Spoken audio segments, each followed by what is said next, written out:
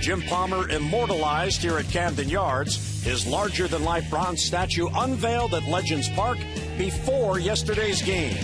And then, 13 innings later, a little Oriole magic in the form of Taylor Teagarden making his Oriole debut and sending Camden Yards into hysterics with one swing of the bat.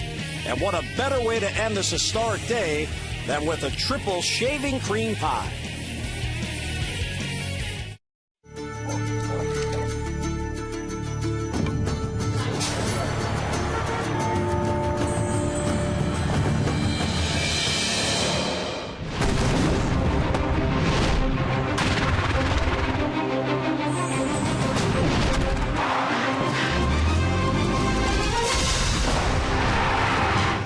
The Orioles are unmassing on a hot and humid Sunday afternoon at Camden Yards. The Birds getting set to take on the Tigers. It is the rubber game in this three-game weekend series.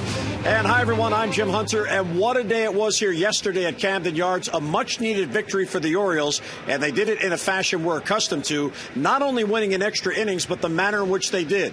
The Tigers tied it in the ninth, twice took leads in extra innings, only to see the Orioles win it dramatically on the Taylor Teagarden walk-off home run. But resilient is what we've come to expect with this team on the year. When you look back at what they have done, it is incredible, the late-inning heroics and how they never seem to be out of a game and how they seem to get back in games. They have 12 extra inning games on the year, and they've gone 10-2 in those games. The 10 wins have come consecutively. They have won 10 in a row.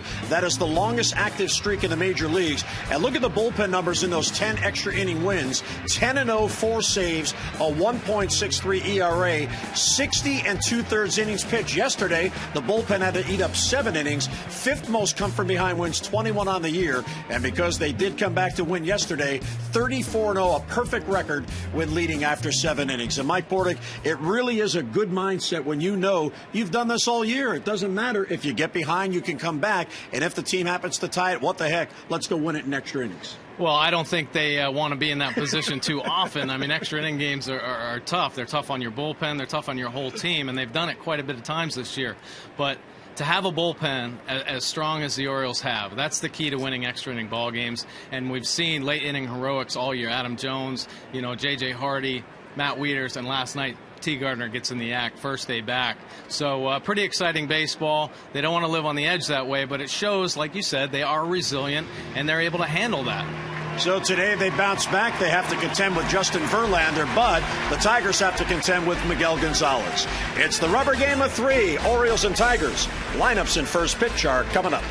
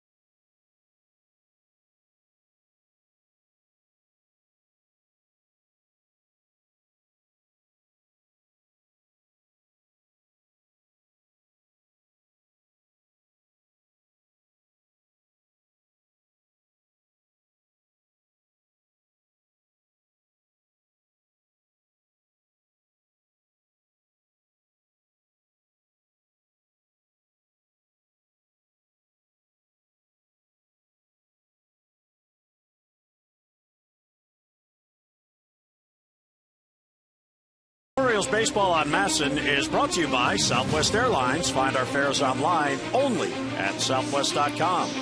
And by Jeep. Jeep and the unique brand of freedom you'll find only in the full line of Jeep vehicles. Visit Jeep.com to learn more. There's the Jim Palmer statue in Legends Park, the third of the 6 legends to be honored this year, and it's time for our Train Game Time Temperature. Visit Train.com for an independent Train comfort specialist dealer near you. It's hard to stop a train. 94 degrees, the humidity at 46%, feels muggier than that, and the winds out of the south at 4 miles per hour. So the rubber game of 3 as the Orioles take on the Tigers before heading out on an 8-game road trip. Dodge starting lineup. See your authorized Dodge dealer and experience a world of performance, design, and fuel efficiency. Schedule a test drive or go to Dodge.com to check out our powerful lineup. Austin Jackson, Quentin Berry, and Miguel Cabrera. Cabrera on the year, look at those numbers. .329 batting average. That is second best in the league. 19 home runs, 72 RBIs. Prince Fielder and Brennan Bosch will DH today. Johnny Peralta, Alex Avila, Ramon Santiago, and Don Kelly in right field will bat ninth. And here's a scouting report on Miguel Gonzalez today. Buck Showalter said the key to pitching in the big leagues is fastball command. Well, every opportunity that Miguel Gonzalez has had to pitch up here with the Baltimore Orioles, he's established that fastball command early, and it's helped set up his breaking ball, and he does have a really good changeup / split finger pitch for a swing and miss pitch. He's very athletic. He bounces off the mound. He fields his position well, but the key with him is his composure and his fearlessness on the mound. He's been through a lot as a young pitcher, went through Tommy John surgery, he was undrafted, and here he is today in the big leagues. So he has persevered, and he's done a nice job. His last start was great against the Angels. Yeah, Miguel Gonzalez, 28 years old. You see the splits on the year in his 4 games in the big leagues and the 1 start Mike just talked about. And then Jackson hitting it to deep right center field. That ball takes off, and that ball is going to go into the bleachers for a leadoff home run for Austin Jackson. So Gonzalez, he fell behind. Jackson looking fastball, not only got it, didn't miss it. And it's a quick 1-0 lead for the Tigers. Yeah, well, here's a pitch. It is that fastball, but down the middle. Just dropped the head. You know, he showed his power, and probably frustrated after yesterday. I think yesterday took an 0 for 6, so came out swinging today. And our Kia Pitch Track brought to you by Kia Motors. To learn more, visit kia.com. So the Orioles will have to play catch up, and there's a swing and a miss by Quentin Berry, who had himself a game yesterday. Second home run allowed by Miguel Gonzalez. He allowed a home run in his win against the Angels last Friday night. That was the only run he allowed in that game. And he paints the corner for a strike, and it's 0-2. Quentin Berry, 27-year-old rookie. He has earned regular playing time in left field. Jim Leland likes his bat, he likes his speed, and he's keeping him in there. Well, geez, he's played great defense. Yep. Robbed a home run from Wilson Bedemet the other day in left field, and coming up with big hits, timely hits. Yesterday in the extra inning game, had a base hit to give the Tigers the lead. Gonzalez deals the 1-2. It is poked foul the other way, protecting the outside corner. Berry grew up with Adam Jones in San Diego. They're good friends, and playing against each other here this weekend. Kind of amazing how few players make it to the big leagues, that you'd have 2 guys that grew up in San Diego, have known each other their whole lives, and here they are playing against each other. Another 1-2 pitch to Berry, and a broken bat bouncer to second, and Dino will get it to first, and 1 away here in the Tiger first inning. And here's a look at the Orioles defense this afternoon. Chris Davis making another start in left field, Adam Jones in center, Markakis back in right field, Bedemet at third, J.J. Hardy and Robert Andino up the middle, Mark Reynolds at first, and Taylor Teagarden, hero from last night's game, gets a start behind the plate. Now, what about the dynamic with Teagarden catching Miguel Gonzalez for the first time? Yeah, well, I'll tell you what, with a veteran catcher now like Matt Wieters to help both them, him and Gonzalez, Teagarden and Gonzalez, give them information. I think Matt will compare him to other pitchers that Teagarden's caught in the past. And the communication lines have to be wide open. So, the thing about it is, I think Teagarden's caught a lot of quality pitchers. And fly ball to left field. Davis back over, reaches up, and he makes the catch. Cabrera didn't get the good wood, so the ballpark held it. And Davis back on it and 2 down. So Miguel Gonzalez making his second big league start, and here's his repertoire. Right, and it's nothing overpowering by any means. That's why I think T. Gardner's going to be able to handle him so well. They're able to locate that fastball, tops out around 92 miles an hour. His changeup is a pretty good weapon, even though the opponent's average is high. If he's able to locate that fastball, he's going to get more swing and misses on that changeup if it's down in the zone.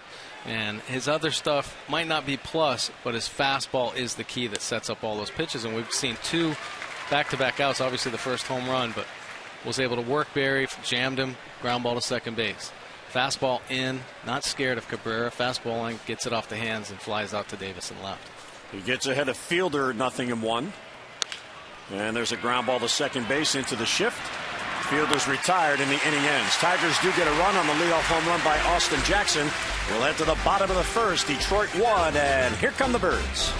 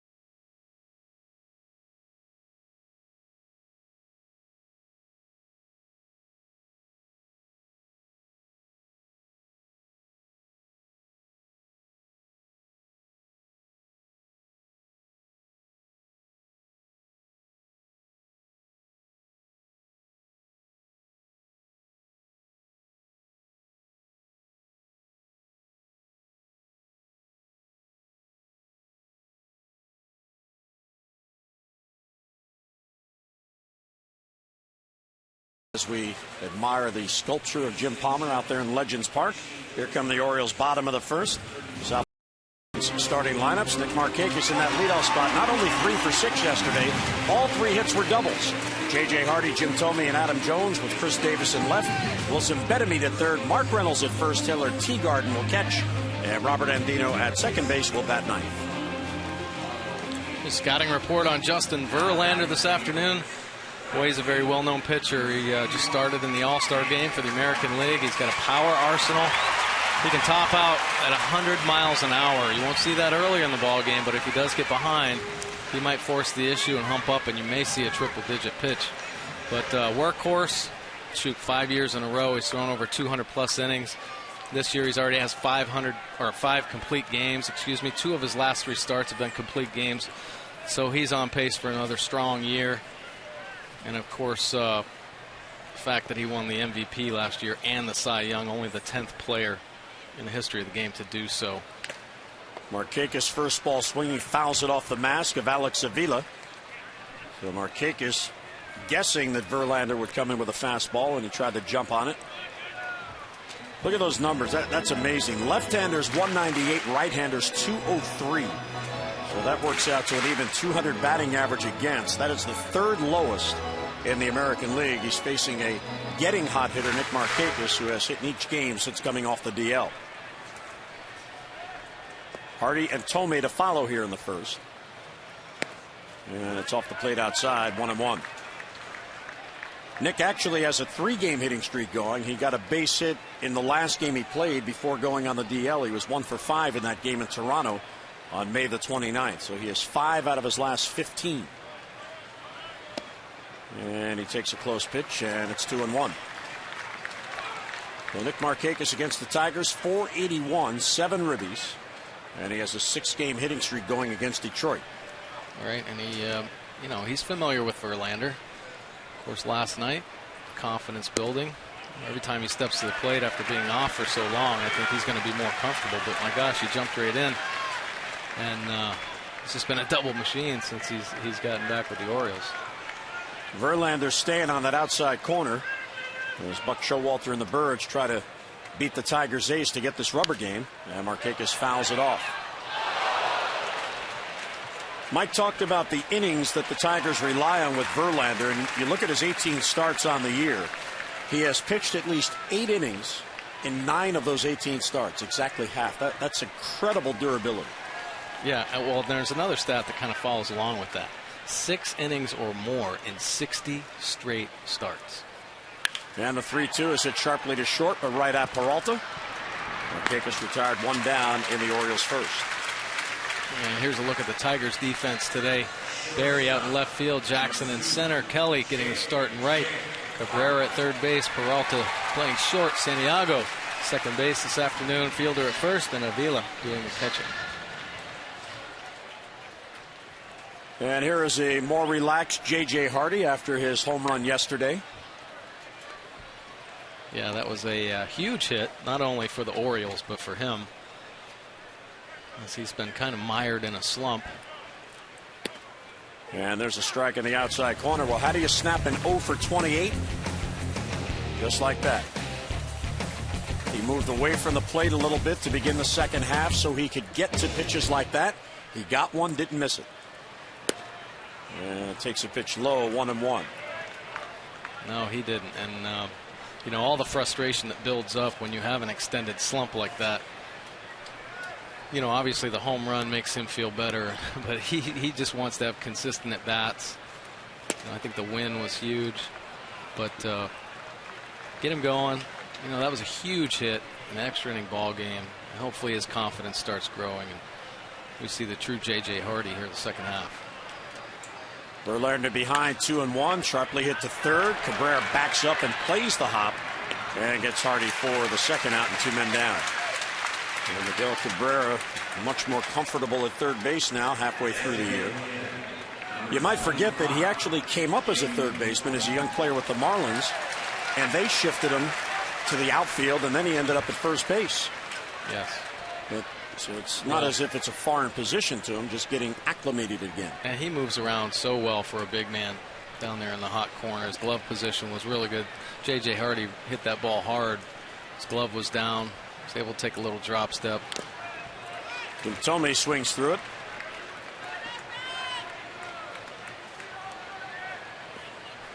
Jim had a big hit in yesterday's game in the first inning.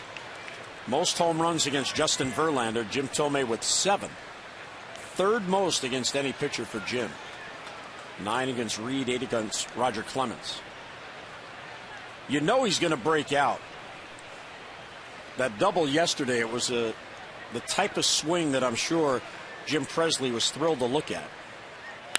And there's a line drive to left center field, and there it is again. When he uses left center field, he can get on a roll.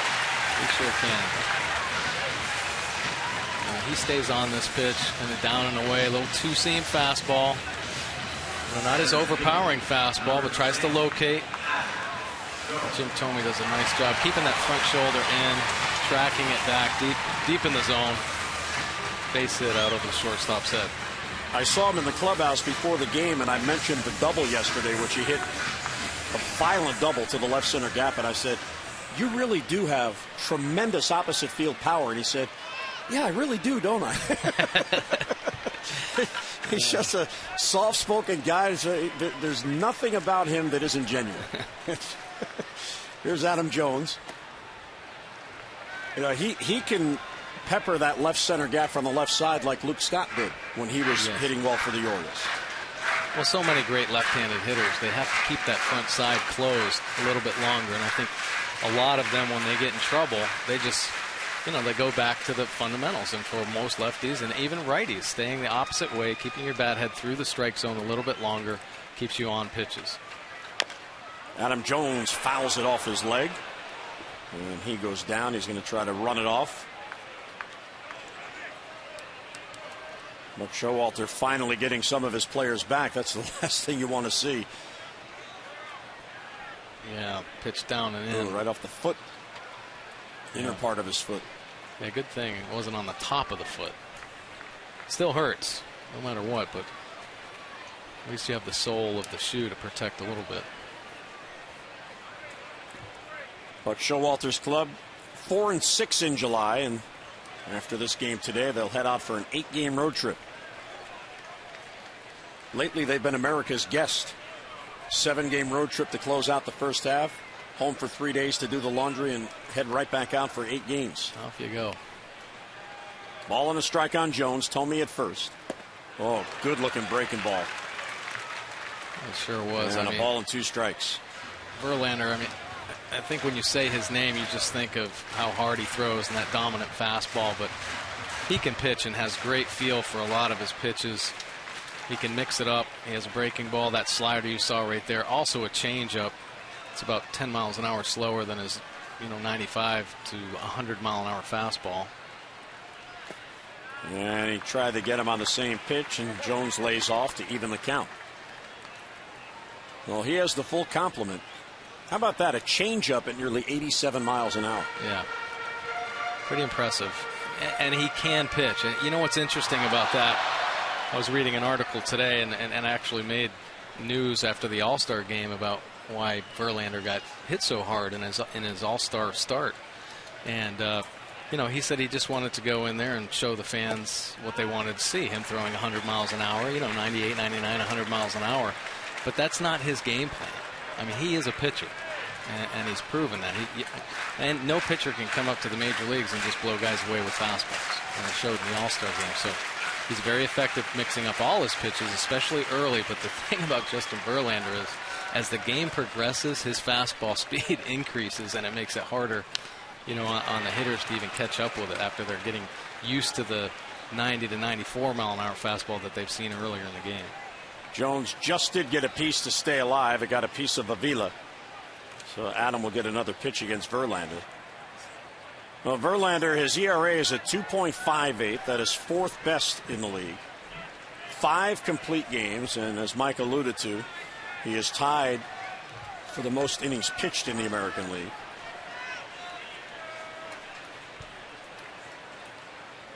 .132 2/3 coming in. Orioles with a 3-2 pitch get a break because Tomey will be off with the pitch. As Verlander taking his time to get a sign. And now thinks better of it. Verlander's 29 years old. He's out of Virginia. Pitched in college at Old Dominion University.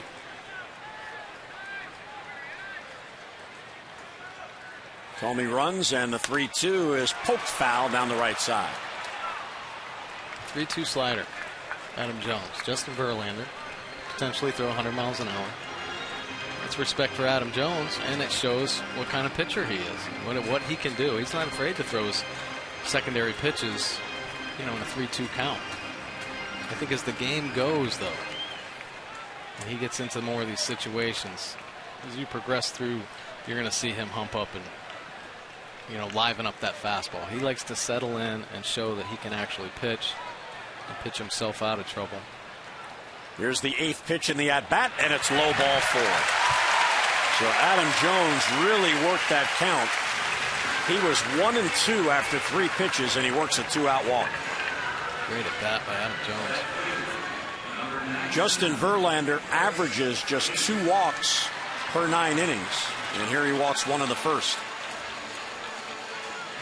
And he's already at 20 pitches here in the first inning. And even though he is a workhorse, that's what you like to see. Get that pitch count elevated early. Yeah, make him work. A hot, humid day in downtown Baltimore. Here's Chris Davis. He's batting 5th today with Matt Wieters getting the day off. 2 on and 2 out. Birds down by a run. Late on the fastball, 0-1. Well, and you want to extend that. Both managers want their pitchers to go deep in this ballgame after that extra inning affair. Even more so the Orioles, because they had to use a lot. They had to go to their pen the first night and had to fight through last night to get that win. 0-1 on Davis. Birds trying to get even here. And a swing and a miss. And 0-2. The Orioles did make a roster move before the game today. Jason Hamill goes on the DL. He will have that right knee surgically repaired tomorrow. And Steve Johnson recalled from AAA Norfolk to give the Orioles an arm in the bullpen. The only pitcher who did not get in the game yesterday from that bullpen was Luis Ayala. 0-2 on Davis. And he got him. 3 straight fastballs Davis swings through in the inning end. So a hit, a walk, and 2 left. Led to the second at Camden Yards. 1-0 Tigers.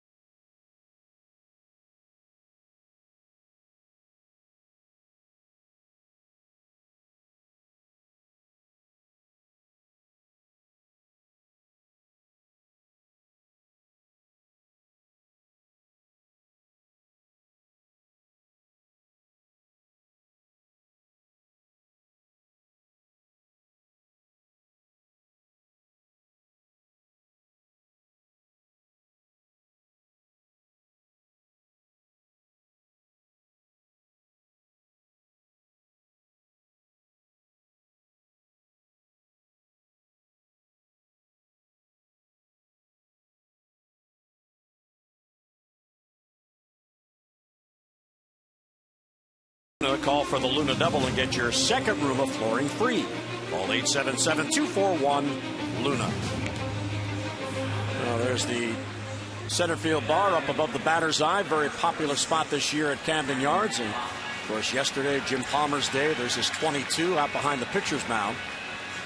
It was an interesting moment yesterday sitting with Jim during the game. He glanced out at the field. And he said, it was about the third inning, and he said, "Hey, look, my number's on the field." He had no idea it was there since the night before. That was There's the statue. What a great day. Yeah, that was awesome. Here's Brennan Bosch leading off against Gonzalez. 1-0 Tigers. And there's a strike. Bosch DHing today. 8 home runs, 34 ribbies.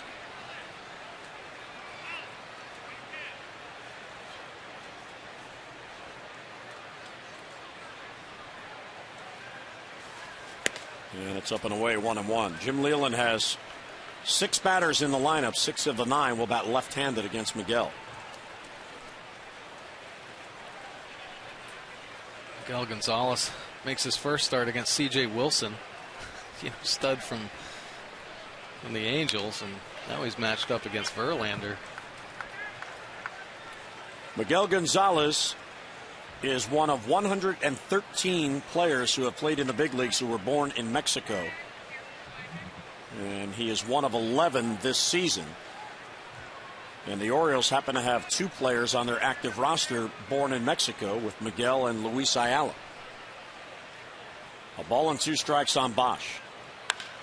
Towards the gap in left center field. He got a lot of it. Davis back on it, and that ball is off the wall. Davis will fire back in, and a leadoff double for Brennan Bosch, who went with the pitch down in the count.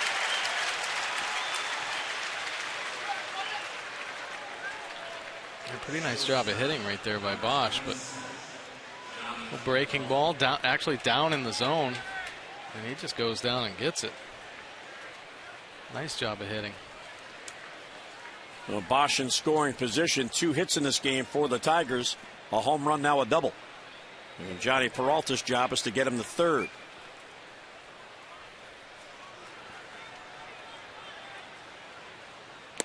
And he swings through at 0-1. Peralta's got a 4-game hitting streak going. The average up to 266. 4 out of 9 in the series, including a big 3-run home run on Friday night.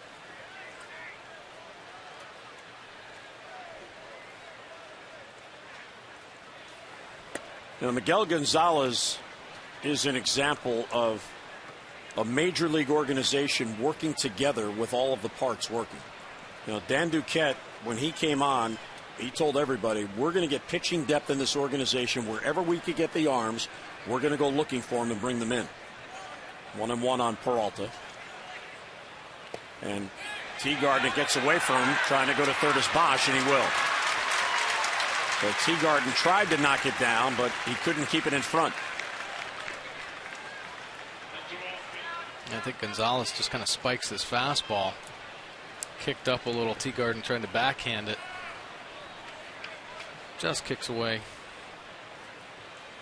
And facing Verlander, who is very stingy giving up runs, Buck Showalter is going to play the infield in. Try to cut off this run. Nobody down and a runner at third base. 2-1 pitch misses inside, 3-1. But the Orioles didn't even sign Gonzalez until March the 4th, when spring training was well underway. Fred Ferreira, Dan Duquette brought him in. He is an expert at finding talent in Latin America. He saw him pitch. He recommended him. The Orioles signed him, and he went to the minor league camp. Did not even appear in one game with the Major League club in the spring.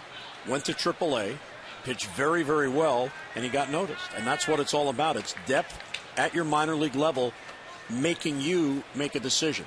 And when the need arose, he was brought up, made a couple of relief appearances, and then was sent back to AAA to become a starter. Right. He had a lot of success actually in the minor leagues. He was signed undrafted by the Angels and really pitched well in their system. AA, won a lot of awards. Broken bat bloop. That's a tough break, and that's going to fall for a base hit. He makes a tremendous pitch, saws off the bat, but with the infield drawn in, it just floats out there for an RBI single. 2-0 Tigers. Yeah, that is the pitch that he wanted to execute. And that's why baseball sometimes can be very unlucky. He ran this fastball in. Teagarden's glove doesn't even move. Hits his spot. Might have been a little bit up, but broken bat and just a flare over Andino said out in no man's land to score that run. Well, Peralta now with a 5-game hitting streak. That's his 32nd RBI. And here is Alex Avila. Avila 2 out of 5 in the series. And a bouncer back to Gonzalez. Hardy, there's one. Back to Reynolds, there's 2. One pitch double play to erase the base runner. And 2 down here in the second inning. The Maryland Lottery's Strike It Rich contestant of the game is Sharon Cody from Glen Burnie. Sharon has already won $500. And for every strikeout the Orioles pitch during the game today, Sharon will win $100 more from the Maryland Lottery. See how you can turn non-winning Strike It Rich scratch-offs into cash and enter to win great Orioles prizes. Go to mdlottery.com/strikeItRich. Well, 2 down, the base is empty, and Ramon Santiago, the switch-hitting second baseman, up. Santiago 0 for 6 in the series and 0 for his last 11. So when Gonzalez was with the Angels and did so well in their AA system, the Red Sox decided to take a chance on him, and they Rule 5'd him. So they picked him up. Now, when he was with the Red Sox, though, he got injured. He actually had Tommy John surgery, so he missed a couple years. And when the scouts are out there looking at players, and of course Gonzalez was a young player when he was having success in the minor leagues and then goes through the Tommy John, it usually takes 2 years for pitchers to get back on track. So this was a great opportunity, obviously, for Miguel Gonzalez, but for the Orioles to take a chance on him because he had success in the minor leagues. 2 years removed from Tommy John, let's see actually what he does have. And boy, he came over and he's done some nice things in the minor leagues. Yeah, the Red Sox released him in December of 2010, so the Orioles signed him almost 2 years later. He sat out all of last year. Did get to pitch in Mexico, and there's a 2-out walk.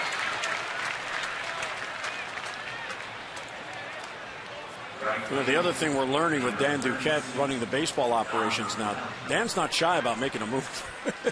If there's an underachieving player, if somebody's knocking on the door down below, I mean, you and I talk about it all the time. If there's a player who is pushing the envelope and there's a need, they're going to give him a look. You have to. You have to. If you're not going to go out and get the big bopper guys and spend a lot of money, you have to take chances and hope, you know, that guys take advantage of the opportunities that the Orioles are giving them. And there's a lot of talented players. There's players in the first half of this year that have come up from the minor leagues and helped the Orioles win ball games. So you try to get those guys and put them in the right position to help you win. And a lot of them have done that this year. And a blooper, but Hardy gets back on it, has it for the out, and the inning ends. Tigers do get another run mid-second at Camden Yards. Tigers with a 2-0 lead.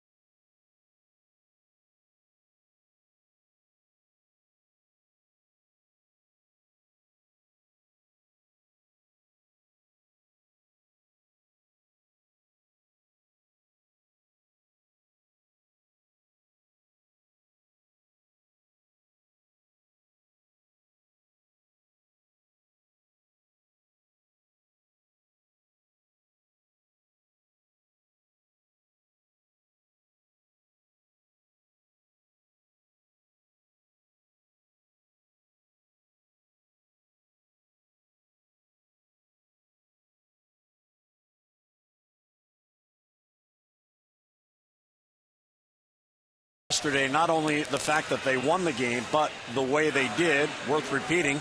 There's nobody in the dugout going, oh my goodness, we're playing this many innings in this much heat.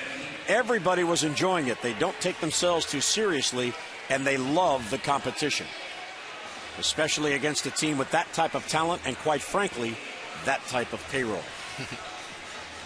The Tigers are built to win now, and Buck Showalter enjoys the competitive aspect of it because his team really is learning how to win over a long season. Yeah, and they've had a lot of come from behind wins against some really good teams. And the Tigers are supposedly one of the best teams in the game. They're poised to make a run here the second half. I don't think they've underachieved a little bit in the first half because of the players they brought in. Some really talented players, obviously Fielder, but MVP pitching today, and Verlander.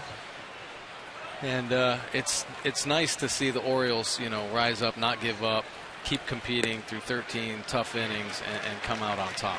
And that says a lot about their makeup. Verlander gets ahead of Betemeet, no balls and 2 strikes. So now with a 2-0 lead going right at the Oriole hitters. Betemeet 2 out of 6 in the series. And he got him. So he struck out Davis on 3 pitches to end the first, and he gets Betemeet on 3 pitches to begin the second. Yeah, just challenging. Here it is. Hit it if you can. And you can't hit a 92-mile-an-hour fastball. Well, what's going to happen when he starts humping it up a little bit? He gets in the mid-90s and then up around 99 or so. 3 consecutive years, 200 or more strikeouts. He began the day second in the league in Ks. He now has 130. And he deals high to Reynolds, 1-0. Reynolds 0 for his last 15 and 3 for his last 40. And a batting average exactly at 200.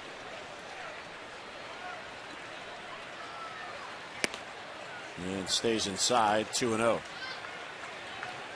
Eddie Murray was in town yesterday for Jim Palmer's ceremony, and at the luncheon before the event, Eddie was talking about this team, the current Orioles team, and how they're hanging in there and playing as well as they can with all the roster turnover.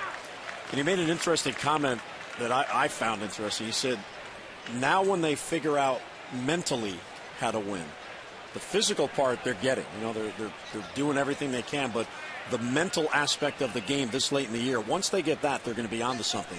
And I never looked at it from that perspective. From the player, I see the physical parts and all of that. Right. Well, at this level, the mental part of the game is just so important. It's crucial. And individually, it affects your game. And as a team, it affects your psyche, whether you're going to be a winning team, mediocre team, or a losing team. If you have confidence and you're able to sustain that confidence and believe in your teammates every night picking you up. And that's why, we continually go back to the bullpen being such an important part of the Orioles' success, because you can count on them at the end.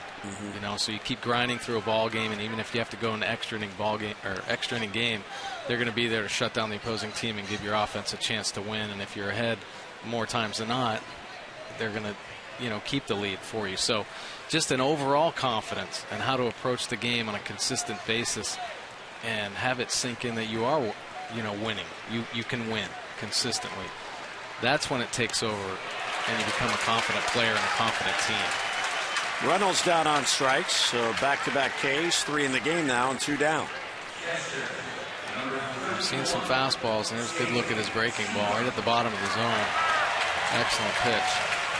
So most strikeouts in the American League, the Tigers at the top at 735, and this is actually a real good matchup for Verlander because he's a strikeout pitcher and he's facing a team that is prone to the strikeout. Orioles have struck out now 711 times on the year. Here's Taylor Teagarden. How about a debut yesterday for Taylor Teagarden? Yeah, he said he wasn't even expecting to play. Well, not only did he play, he did this. Yeah, that was a great swing. It looked like, in his first couple of bats, fastballs were getting by him, almost getting beat, and this is an elevated fastball up and out over, and he got the good part of the bat on it. Man, oh man, there was some excitement. I know in my house there was a lot of excitement. I know there was a lot of excitement here at Camden Yards, but that was a great ending. Good for him, and collected 3 pies in the face after. And he was only in the game because the Orioles looking for an add-on run in the 9th inning. Buck Showalter pinch ran for Matt Wieters. The only reason he got in the game, and there's a 2-out walk. So the Orioles get another base runner here in the 2nd. Well, the Birdland tradition will return to Oriole Park on Friday, July 27th. First 20,000 fans 21 and over receive the Orioles Maryland flag floppy hat presented by Miller Lite. So don't miss this annual fan favorite. Plus, a brilliant fireworks display will follow the game. So get your tickets in advance and save. Call 888-848-BIRD, or if you prefer, go online, Orioles.com. Here's Robert Andino. And he looks over a strike. So Justin Verlander watched that walk-off by Teagarden, wanted no part of him. See what it can do? Walks him with 2 men down. That's the psyche, the mental part of the game right there. Teagarden scared him right out of the zone. I'm going to go after Andino. Andino had a home run yesterday, too. Yeah, the Orioles had gone 3 straight games without hitting a home run, and yesterday they get 3, including 1 from Robert. Yeah, talk about missing your location. I mean, good for Robert Andino taking advantage of that up and in fastball, but that pitch was supposed to be down and away. Took off up and in. Robert Andino didn't miss it. Slices it to right, but it hangs for Kelly, and he's got it for the out. Inning ends. A 2-out walk and a man left. We play 2 at Camden Yards. The Jim Palmer statue with Jim Palmer fans. 2-0 Tigers.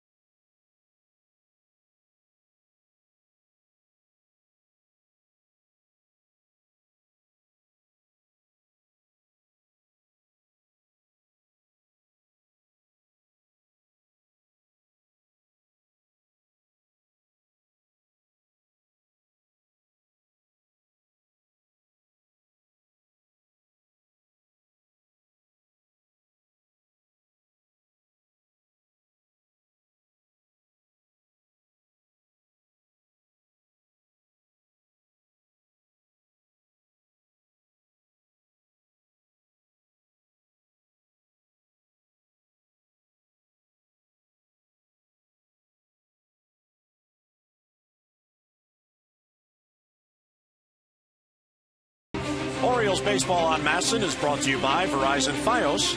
Introducing Verizon Fios Quantum Speed, internet twice as fast as anything America has ever seen. By Chapin Davis Investments, celebrating 60 years of advising investors. Call Chapin Davis at 800-222-3246. And by Hyundai, new Hyundai owners are talking about their cars in the booth. And it's a good day to find an umbrella.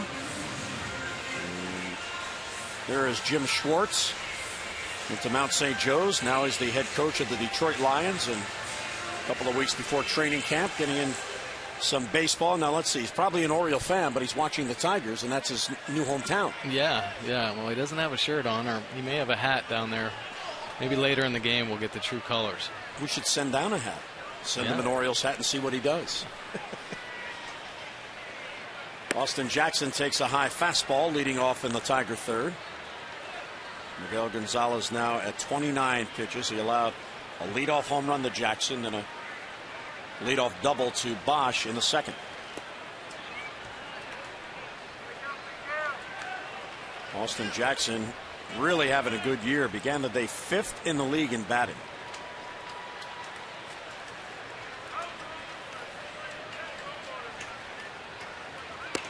He is a player that the Tigers have been working with to try to cut down on his swing.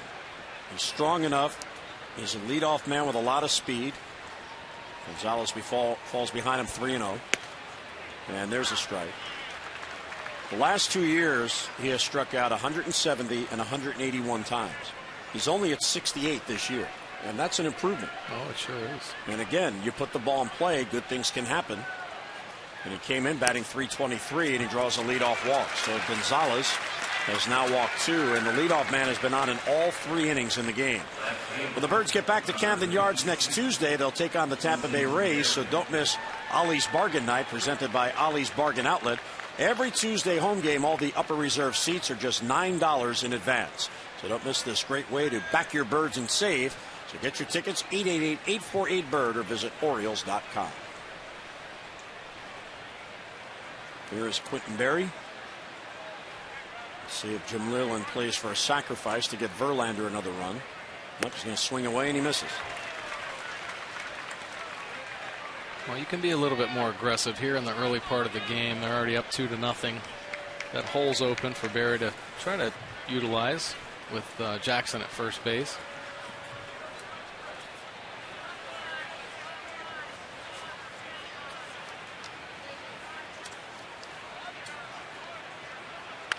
And a bouncer to first. Reynolds out there. Good footwork by Hardy. Back to first. He got him! Oh, what a turn by Hardy. And Reynolds back to the bag. Berry gets down the line.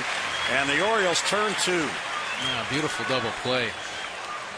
Classic 3-6-3. Reynolds does a nice job stepping up, getting that hop, creating the lane. But the throw a little errant. But J.J. Hardy is an incredible job out there at second base. Good look here. Step up. Get that hop, creates the lane, but cuts across the line. And that's just such a great play by J.J. Hardy. I don't know if anybody understands how hard that is. Just to reach across the bag, down by his ankles, and still turn the double play. Nice play on both ends. And the angle of the replay there from Mark Reynolds' perspective, it looked like Jackson was about to go into his takeout slide, and Hardy disappeared. Yeah. He had to take that sailing throw, and Jackson ended up not even sliding. Well, typically when you create a lane as a first baseman like Mark did, the shortstop expects the ball on the inside part of the diamond, not the outfield side of second base. So Gonzalez erases that leadoff walk, and Miguel Cabrera bats with the bases empty. You know, time and time again, we praise J.J. Hardy for his defense, and that is a perfect example there about anticipating a bad throw. You know, when he goes and sets up at a position expecting a throw, he doesn't think it's going to be a perfect throw every time because he's playing in the major league. He's anticipating a bad throw and then reacting. Ball and 2 strikes on Cabrera, batting with the bases empty. And down and away.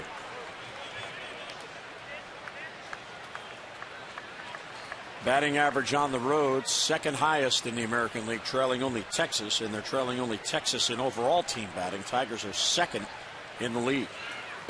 And Cabrera down on strikes, so Gonzalez has a very efficient inning following the leadoff walk. Mid-third at Camden Yards. Birds come to bat, down by 2.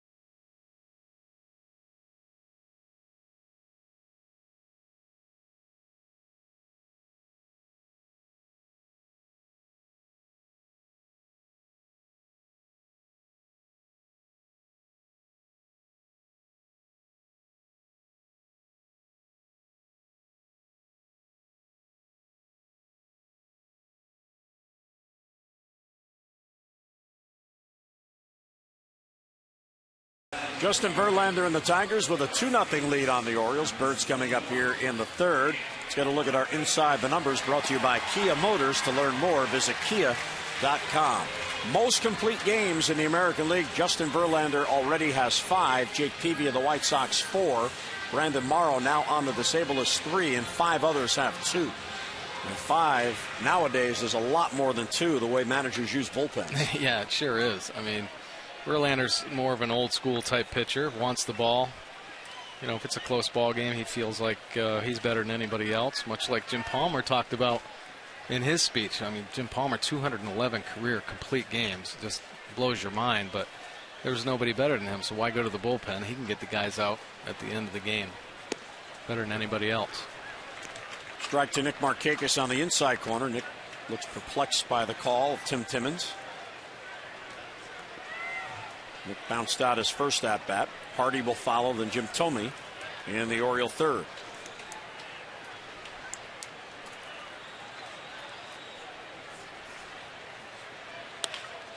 And swept to second base. Easy play for Santiago. 1 down here in the third inning. Fans, for starting lineups and in-game alerts that you can't afford to miss, just text Orioles to 29292. Showalter and the Birds trying to get this rubber game, knowing it'll take a big effort against Justin Verlander. But he has lost 5 games, so it's not as if he's perfect out there. He's pretty good. You can beat him. You know, a big hit here and there. And hopefully more there, but I think if you can get Justin Verlander a little frustrated and all of a sudden you start seeing him try to hit 99 miles an hour, you know, he'll start overthrowing a little bit, but you got to get guys on base and put some pressure on him. You might see that, but I mean, he's a great veteran pitcher now, and obviously been through and experienced many innings of pitching, so it's tough to get him rattled, but I would say that's the way to do it. And just get guys on base, put some heat on him, get him to overthrow a little bit. 0-2 to Hardy has popped up. Peralta battling the sun, calls off Cabrera and has it for the out and 2 down. Well, Verlander on the mound today. It's his first start since the 4th of July. The Wednesday game, he pitched the 4th of July and pitched a complete game and beat Minnesota, allowing 1 run on 4 hits. And the reason for that was Jim Leyland knew that he was in line to start the All-Star game, so he planned it out that he would be fresh and available, and then he was chosen by Ron Washington to start the game. And because he did pitch in the All-Star game, Jim Leyland elected to pitch him third after the break instead of yesterday or on Friday. So it's a little strange to see that he hasn't pitched in a regular season game since July the 4th. Tomei looks over a breaking ball and he gets ahead 2-0. It's a fascinating part of the game how the major league managers and the pitching coaches sit down and plot out weeks ahead and then hope that it all falls into place. Boy, you have to be prepared. You sure do. Tomei rips it down the right field line. That's a base hit. Tomei's 2 for 2. That ball goes into the corner. Jim thinking about 2, heading to second base and slides in with a 2-out double.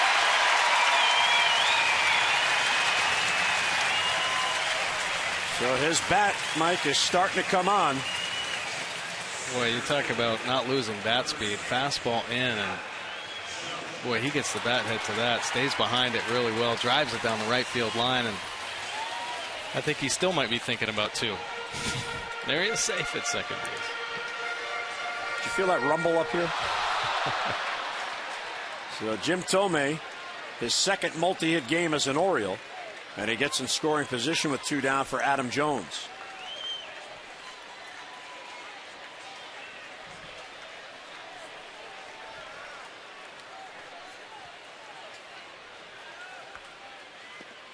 And he lays off, doesn't chase, and it's 1-0. The Tigers have scored 13 runs in the first 2 games in this series, and 10 of those 13 runs were scored with 2 down. And the Orioles trying to take a page from the Tigers, how they've been able to score in this series and get a 2-out run here. In this game today, both Detroit runs have scored with none out. Bouncer to third, foul.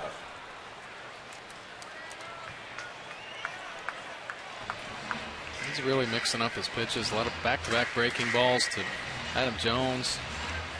Throwing a lot of change-ups and curveballs. His pitching. Jeff Jones, the Tigers' pitching coach.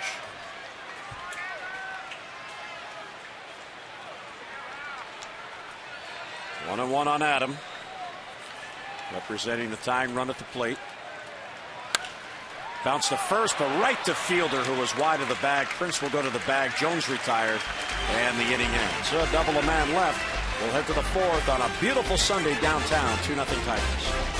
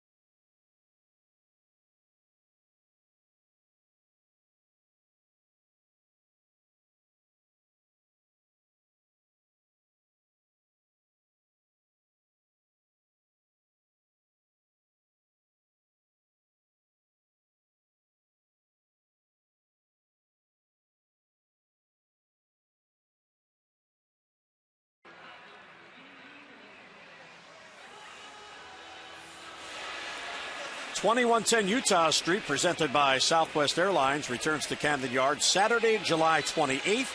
The Orioles take on the A's at 7:05 that night. For one low price, you receive a reserved Utah Street bleacher seat, plus the exclusive 2110 Utah Street t-shirt.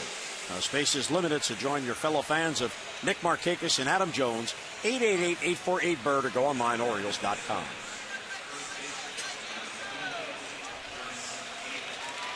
As we look in from the warehouse, Miguel Gonzalez at 40 pitches. He had an 11-pitch first, 17-pitch second, and a 12-pitch third inning. helped out by the double play. Prince fielder, Brennan Bosch, Johnny Peralta for Detroit. And right into the shift, there's Hardy. 1 pitch, 1 down in the 4th.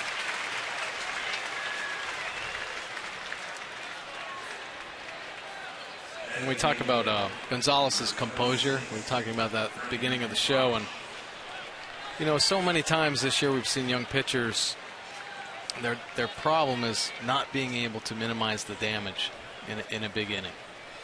Leadoff batter of this game hits a home run, collects himself, keeps his composure, 1, 2, 3 out of the inning after that.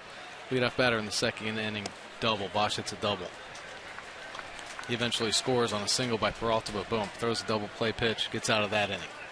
So he's minimizing the damage. There have been some early opportunities, you know, for the Tigers to take advantage of a mistake or two, but he's keeping his club in the ball game. He's making good pitches when he has to, and avoiding that big inning.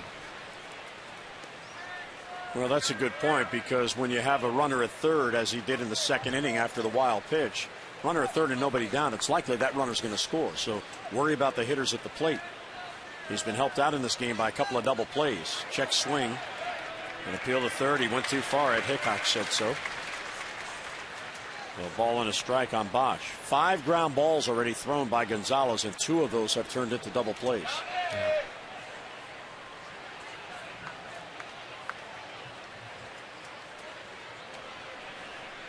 So 7 outs on those ground balls. 28 years old, born in Mexico and grew up just outside of Anaheim. And as Mike mentioned, he was signed by the Angels, and that's how he got into pro ball.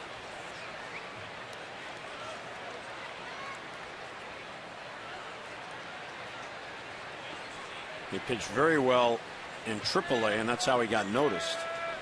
And when he was brought up initially, it was to help out in the bullpen. 2-2 is blooped to left field. Coming in on it is Davis. He'll get there. And Bosch retired and 2 men down.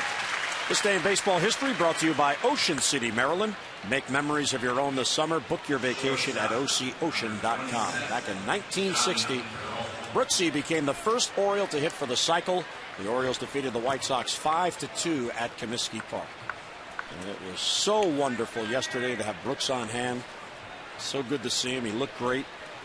And not only did he attended the luncheon before the ceremony, then the ceremony out there. And his day will come, the final weekend of the season on the Saturday. But it was really great to have him back. Yeah. Those plays he made for Palmer. That ball's hit hard. Glove by Hardy on a big hop. And gets it to first. J.J. Hardy robs Peralta, and Gonzalez benefits with a 3-up, 3-down inning. What a play by the Orioles shortstop. The ball crushed, and Hardy turns it into a 6-3 out.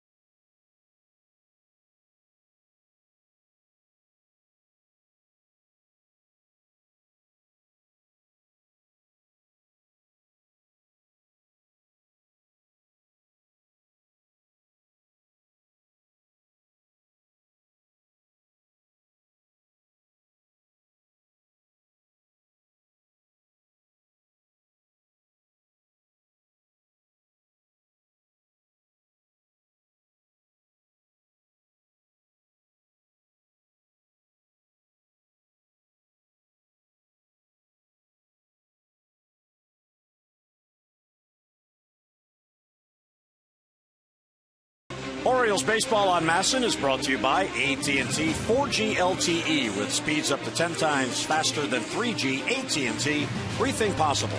By 5-Hour Energy. 5-Hour Energy fixes tired fast. And by Hyundai. New Hyundai owners are talking about their cars in the booth. As we peek out Mike Bornick's office over at the warehouse and back in here at Camden Yards. How about this play, one shortstop to another? Oh, my goodness. I mean, J.J. Hardy's been impressive with his glove all year, but great reaction play. It's a bullet to his left, so he's anticipating where it's going to be. And we had talked earlier about, you don't prepare for the perfect hop. You just expect it to go somewhere else, and that's a great example. His glove was in a position where he thought the ball was going to be. As soon as it hit the dirt, boom, it ricochets up over his head. And he just reacts to an incredible play for J.J. Hardy. Chris Davis swings through it. Here's Jason Hamill. He was placed on the DL today, and he'll have that right knee surgically repaired tomorrow. Well, that's unfortunate. But he's been battling that, all year. Bouncer to first, played by Fielder. One down in the Oriole fourth. Unfortunately, they say he'll be back after he has the surgery. So, Orioles keep playing well. And when he comes back in the end of August or September, could be a huge lift for this team. Yeah, Dr. Wilkins was here this morning, and I'm sure they had their conference and discussed, okay, this is what we're going to do, and this is how it'll help. And if it is only a 4-week injury, which that's what they believe it will be, you get him back for the stretch if the Birds are still in it, which they intend to be. Right. So it'll almost be like getting a trade. Of course, they'll have to build back to where he was at. Well, as long as they're not, reconstructing anything. Right. I think they're pretty aggressive with the rehab in situations like that. Sitting with his pitching coach, Rick Adair, on the bench.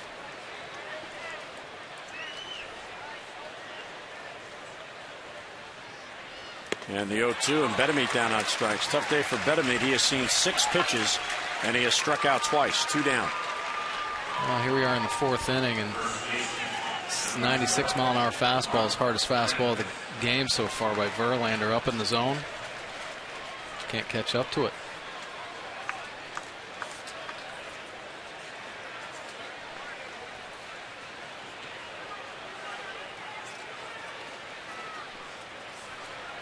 Here's Mark Reynolds, and he looks at a fastball for a strike.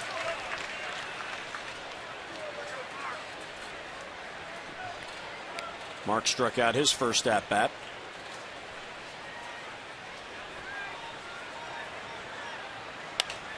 Pops this one up near the Oriole dugout. Avila will run out of room as it goes into the Oriole dugout. Here's a look at our SunTrust Inside the Numbers, exploring your financial options. Well, SunTrust can help you find new ways to move forward. American League leaders in home runs. The Orioles are 3rd with 109, trailing only Toronto and the Yankees. The White Sox and Rangers right behind the Orioles. And the home run has been critical to the Orioles on the year. The Birds are 41-22 in games in which they homer. 41 wins, and they have 46 on the year. They have gone 5-19 in games in which they have not homered. And you look at yesterday's game, they managed to get 3. As Reynolds hits it to right field, Don Kelly in on it.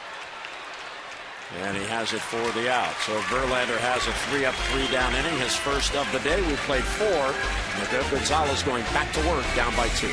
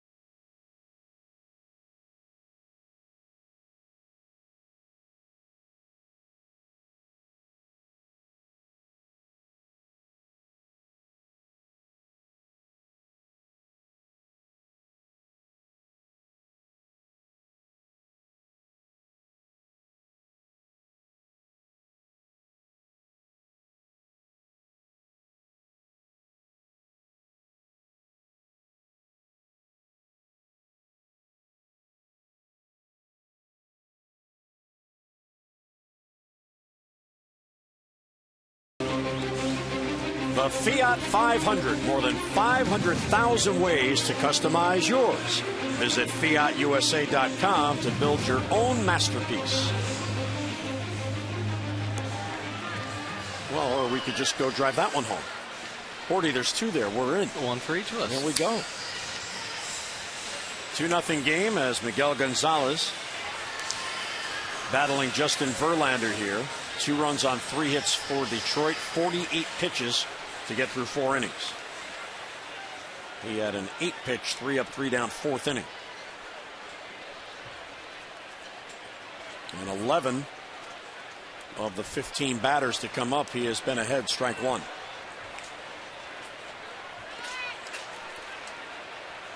Alex Avila, he bounced into one of the 2 double plays thrown by Gonzalez in this game. Santiago and Kelly will follow.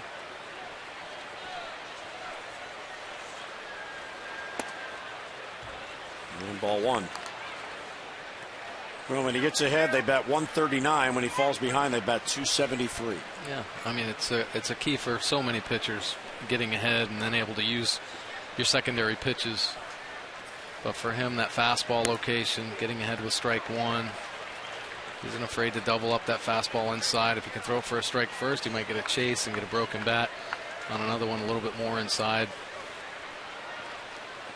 I think those stats, those numbers we just saw in Gonzalez is probably typical with most pitchers. If they fall behind, they're going to get hit harder. Well, Gonzalez now ahead, a ball and 2 strikes.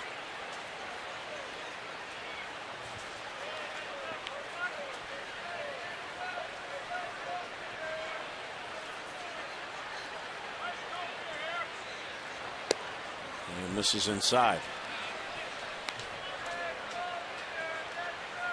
The Orioles with the roster move before today's game with Steve Johnson coming up to give them a fresh arm. They will have to make another roster move for tomorrow because Chris Tillman, who was optioned out after he pitched on the 4th of July in Seattle, he'll be back tomorrow to pitch. He'll make that start in Minnesota, so Chris will have to be added to the 25-man roster. And then somebody now will have to pitch on Tuesday because that's the number 5 spot that wasn't there because they, so another transaction. They were only carrying 3 starters, so another transaction will come for Tuesday, and then who steps in the Jason Hamill spot? So it's amazing how the Orioles have had to tweak the roster almost daily. There's a ground ball to short, and Hardy gets it across, and there's an out. So 1 away. And speaking of the minor leagues, our PNC minor league report brought to you by PNC for the Achiever in You. And how much longer will LJ Hose be in AAA? He keeps putting up these numbers. He'll be here before you know it. His 20-game hitting streak was snapped, so he got more hits last night. Last 22 games, 36 for 81, a 444 average with a home run, 13 RBIs, and 19 runs scored. So he's got that batting average up to 322 at AAA with a couple of home runs and 17 RBIs. That's really impressive. He has obviously found his swing and become more consistent with it. And to be able to perform like that at the AAA level says a lot about him and his approach. Definitely not overmatched there. Bunt attempt popped up in the air, and nobody can get to it. And that was a tough break for Gonzalez because he had the best angle, but Santiago was running by him.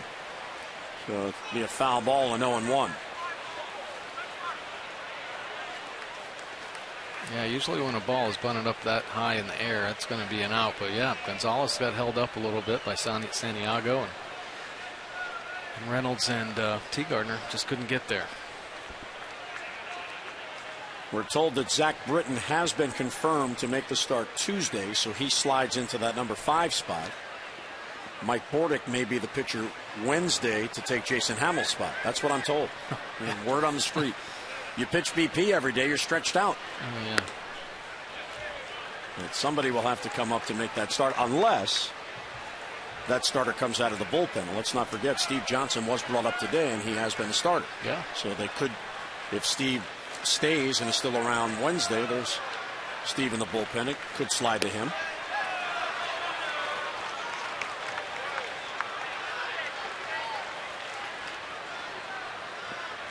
Well, I'm pretty sure that the Orioles are leading the league in transactions. I think they have to be. Like you said, it seems like every day there is a move made. And the 2-2 is fouled straight down. Who does the paperwork for Dan over there? Is that Ned Rice? Ned Rice takes care of that. He's got writer's cramp or carpal tunnel from the computer keys. He probably has people write this stuff. Ned's got people. Ned's one of the higher ups. That's great. When am I going to get people? I'm the only one around here that doesn't have people. I'm your people. Nah, you're Jim Presley's people. Or Jim Presley's your people. One or the other. 2-2 on Santiago. And he paints the outside corner. What a pitch. Santiago frozen at the plate and 2 down on the second strikeout for Gonzalez. Yeah, really good pitch here. And that's what being able to pitch inside does. It opens up that outside corner. A little slider. Backdoor slider. Right on the back, comes back over and catches that back corner of the plate. Good pitch.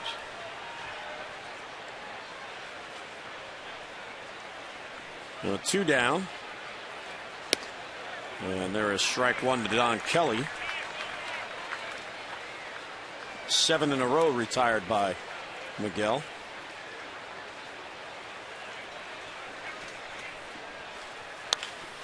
And a bouncer past Reynolds down the line. That's a fair ball and a base hit. Markakis a long run. Kelly thinking 3 and instead holds up with a double.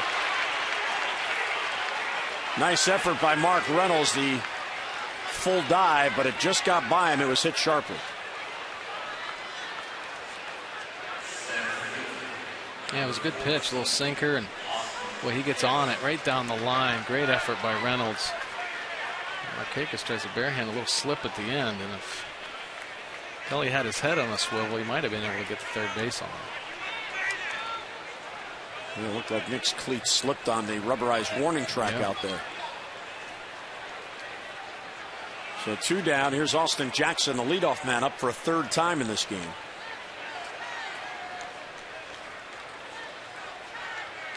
Slider in the dirt, nicely blocked by Teagardner.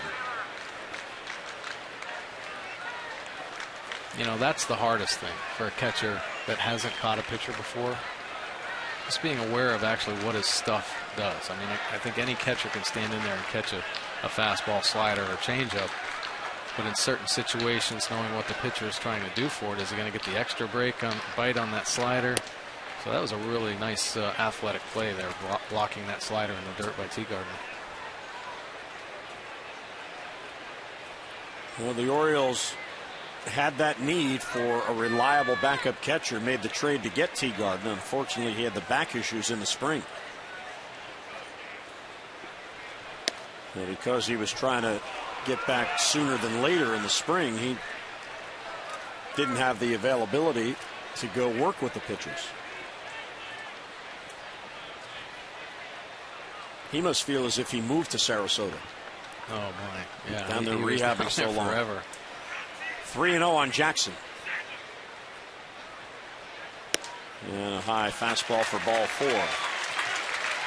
And the 3rd walk. Twice Jackson has walked, and 2 on with 2 down.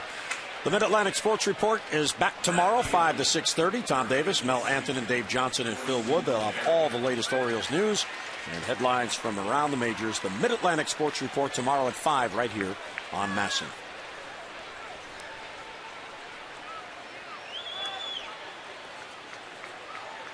Here is Quentin Berry. He is 0 for 2 with a couple of ground outs, 1 for a double play. Batting here with 2 on and 2 down in the 5th.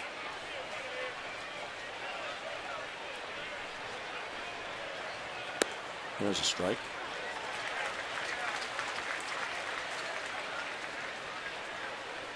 Now, in a situation like this, you mentioned before the game, Teagardner obviously would have sought out Matt Wieters about Miguel Gonzalez, but is this Teagardner's game to call for Gonzalez, or is he just suggesting and allowing Gonzalez to call it? Well, I think, more so to Matt Wieters. Matt Wieters probably and Don Russell probably have a plan, how they're going to pitch. Probably it was already predetermined when Gonzalez was going to make this start.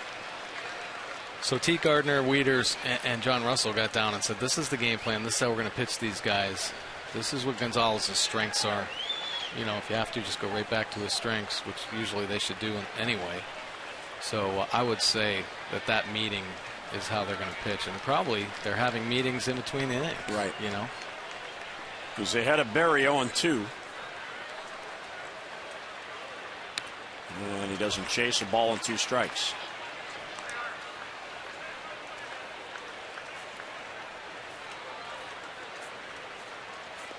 Gonzalez, of course, he would have signed if any team came after him, but he found the right organization, a team looking to add to its pitching.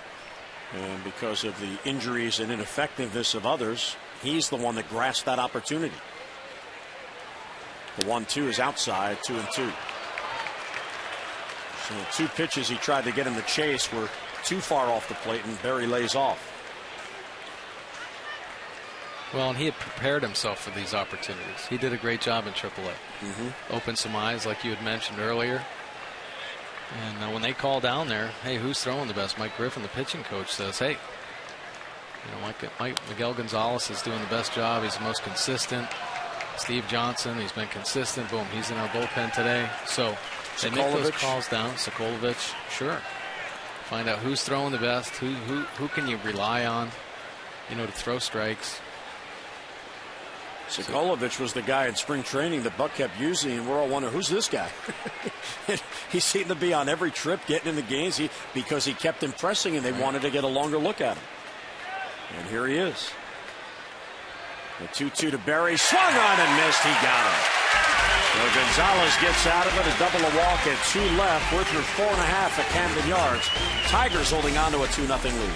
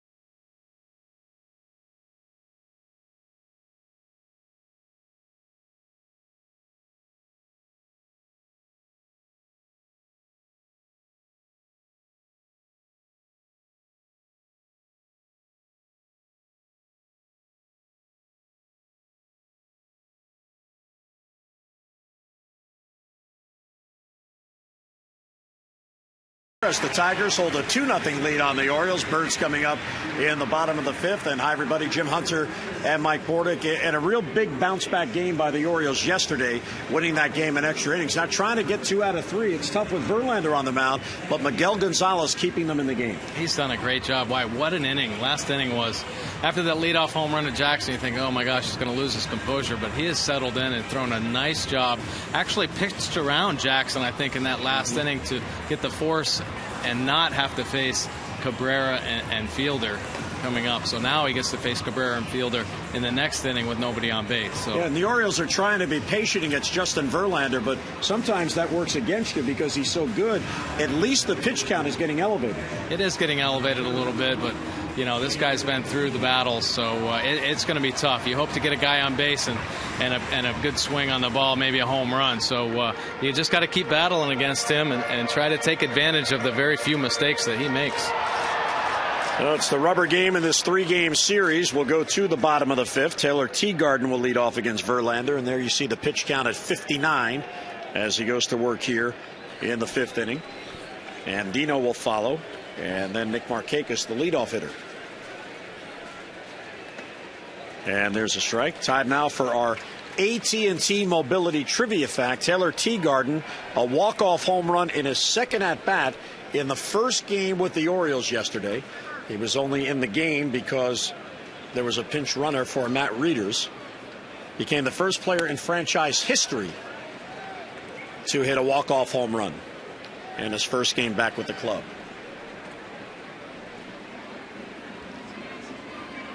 And the first to do that since Joe Randa in April of 2005 with the Reds. And Verlander misses 2-1. Yeah, that was pretty exciting. He didn't even know it was a home run. He's running around the bases thinking he's going to leg in a double, and then winning run is going to score. And when he touched second base, he saw the umpire giving the home run circle. He got all excited about that. That was a riot. He walked his first at bat, and it's inside ball 3. Verlander has walked 2, which is his 9-inning average.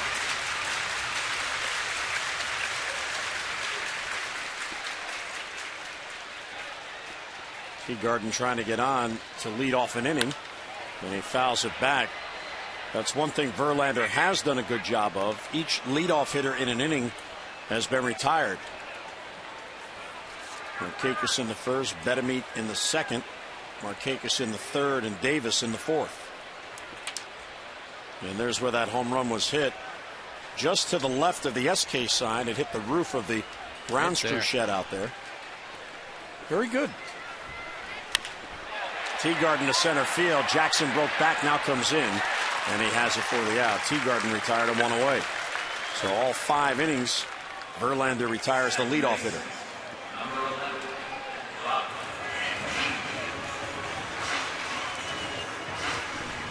Nice crowd on hand on this warm Sunday.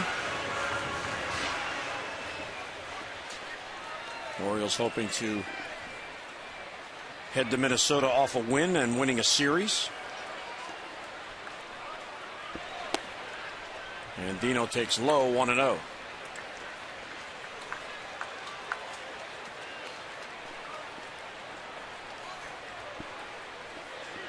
Robert flied out to right field, his first at bat. Swings through a breaking ball.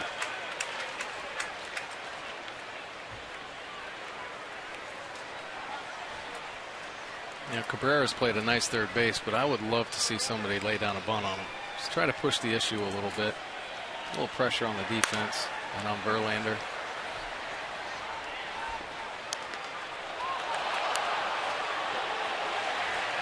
Well, his fastball earlier in the game was in the low 90s. That one hit 96. Yeah, it's creeping.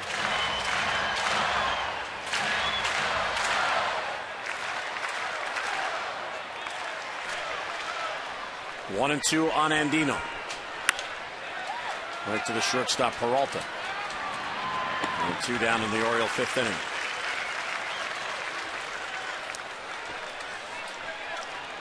Yeah, here's a look at that velocity climbing as the game goes on and proven throughout the ball game. And you have many looks at him because he throws so many complete games, but velocity slowly climbs almost 97 miles an hour in the 9th inning and has been known to hit 100 along the way. What is the reason for that? Is it just getting loose? Is it adrenaline? Usually you would think with fatigue it would go the other way. I know. Well, I think he composes himself the first half of the ball game. He wants to establish all his pitches, get ahead of hitters, and he just understands how strong his arm is and that he can hump up and blow guys away when he has to. I mean, if you're used to seeing or establishing your own rhythm as a hitter for a 92 or 93 mile an hour fastball, and then all of a sudden you think you're on one and it's 96 or 97, it's going to go by you. So he uses it, to his advantage, obviously, but he doesn't overexpose himself and continue to throw it, and tire himself out. 1-1 on Markakis. How about that breaking ball? Breaks down on the outside corner for a strike. 1-2 on Nick.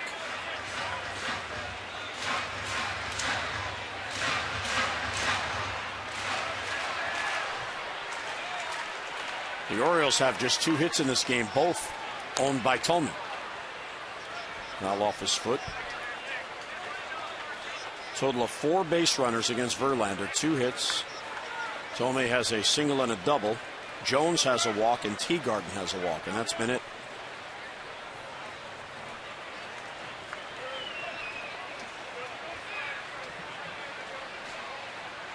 Verlander trying to win his 10th. Of course, you never know in the amateur draft how things are going to work out, but The Padres made a serious mistake by not taking Justin Verlander. The Padres in 2004 had the first overall pick. The Tigers had the second pick. And Verlander fell that one spot for the Tigers, and he is now their ace with 116 career wins. Inside ball 3. The Padres took Matt Bush, who was a high school shortstop and a local kid out there. And unfortunately, he's had a lot of off-field problems and never made it with the Padres. They traded him to Toronto. They tried to make him a pitcher. He ended up in Tampa Bay, had more problems in spring training. They passed on Verlander, and here he is with Detroit. And a tapper back to the mound. And Verlander gets it to first for the out. So his second straight 3-up, 3-down inning. We're through 5 at Camden Yards. 2-0. The Tigers have the lead.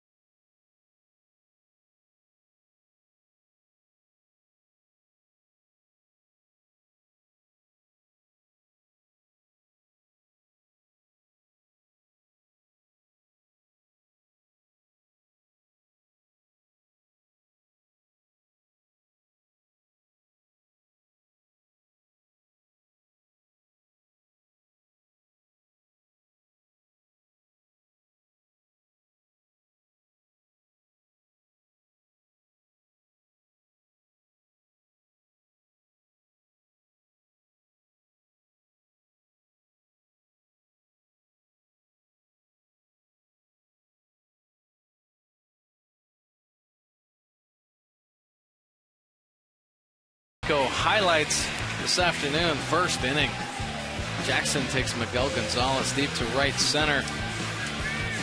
And then in the second inning, Peralta delivers a bloop single, scoring Bosch after Bosch doubles.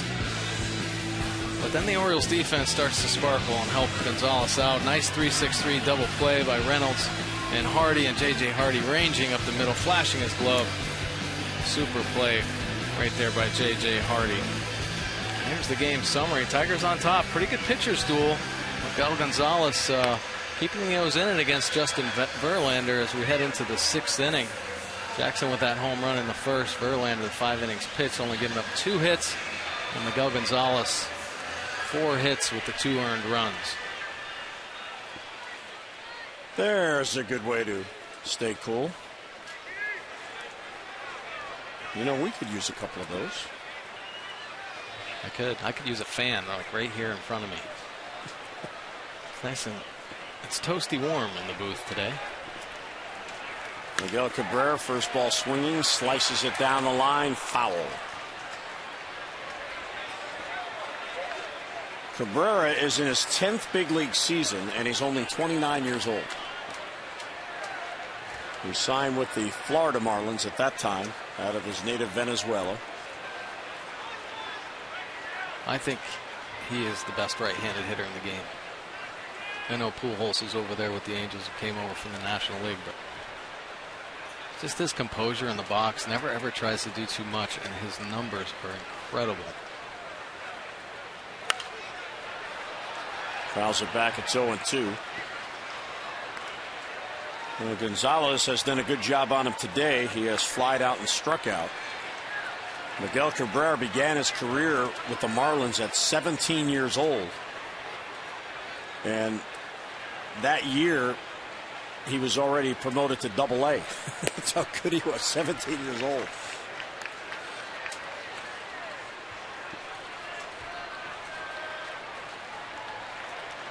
He made his big league debut when he was 20 years old in 2003.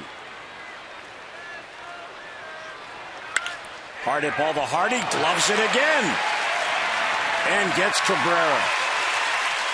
J.J. Hardy having some day at shortstop. He handles another smash for the out. Yeah, really impressive. Hard hit ball, and he just gets as low as he possibly can, which is a key. Usually you see it at the corner, third base or first base. That's a bullet by Cabrera. He gets down low on his knees so he can see the ball, and that ball stays down. He just hoods it with his glove. Instead of trying to flash up, possibly just kick off his glove, he knows where that ball's going to be and covers it. Goes over the top of the ball. Nice, another nice play. We're seeing some defensive wizardry by J.J. Hardy today. Ball one to Prince Fielder, who has grounded out twice. Look at that big shift.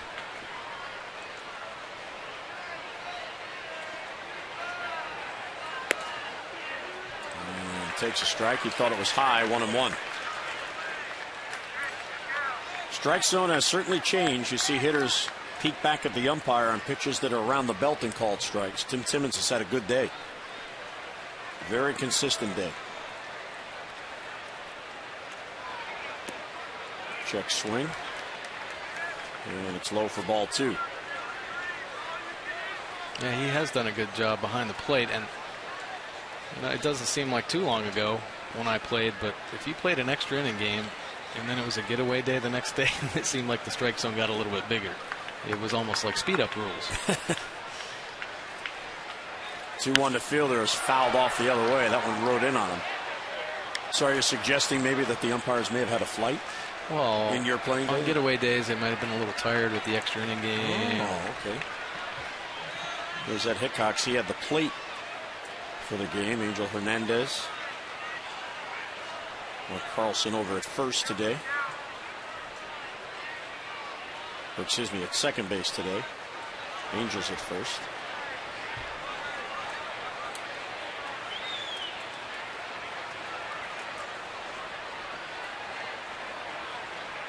Just get rid of him. He's trying to clean off glasses with gloves that have pine tar on them. And the 2-2 is inside, ball 3. Gonzalez has struck out 3. He has walked 3. He's allowed 2 runs, but none since the second inning. Tigers have only 4 base hits.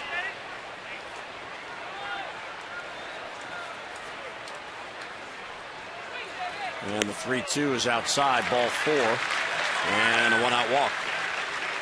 The fielder takes the walk. Our O's Extra postgame tune-in brought to you by PNC Bank for the achiever in you. Amber, Theo Harris, and Rick Dempsey, they're standing by. They'll have all the analysis of the game. Of course, you'll hear from Buck Showalter, his postgame press conference, player interviews from the clubhouse, and more. That's O's Extra postgame presented by PNC right after the game.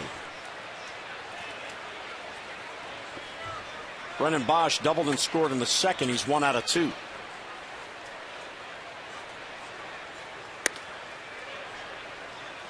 Gonzalez misses inside, 1-0.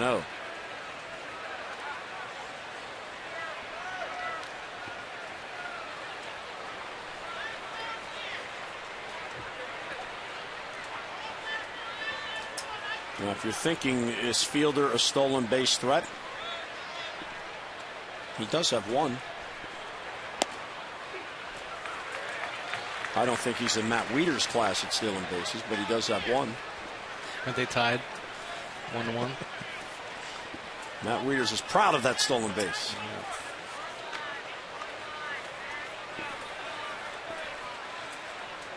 Ball and a strike on Bosch. 1 on, 1 down. 2-0 Tigers. Late on that swing, and 1-2.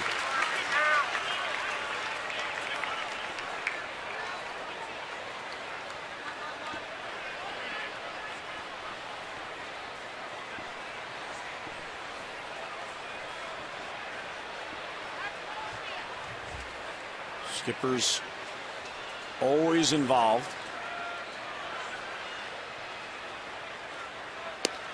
And down and away. Bosch with that double extended his hitting streak to 7 in a row. Hitting .351 over his last 10 games, and maybe hearing the whispers about we need better production in right field. He's DHing today to get Kelly into the game, but Tigers in a race in the Central. 2-2 is hit to center field off the end of the bat. That ball's trouble, and it's going to fall in. Jones gets it back into second base. That's the second base hit in this game on a flare, in which Gonzalez made a good pitch and off the fists into the outfield for a base hit. Right, a little bit unlucky. Does make another really good pitch. Pitching in, gets on the hands, right off the label. Just drops in no man's land. Hardy gives chase. Just out there where nobody can quite get to it. Fielder to second. Bosch at first with one down. Bosch 2 out of 3. Johnny Peralta had that other flare hit, and that one drove in a run. Gonzalez gets ahead of him.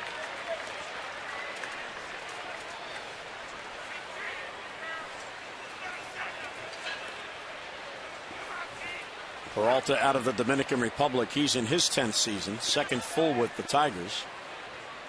They had him for half the year in 2010, all last year and all this year. Check swing and it's low.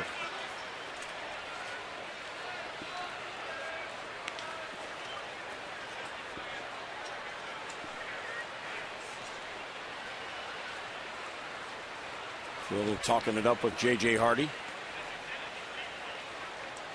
One-time teammates in Milwaukee.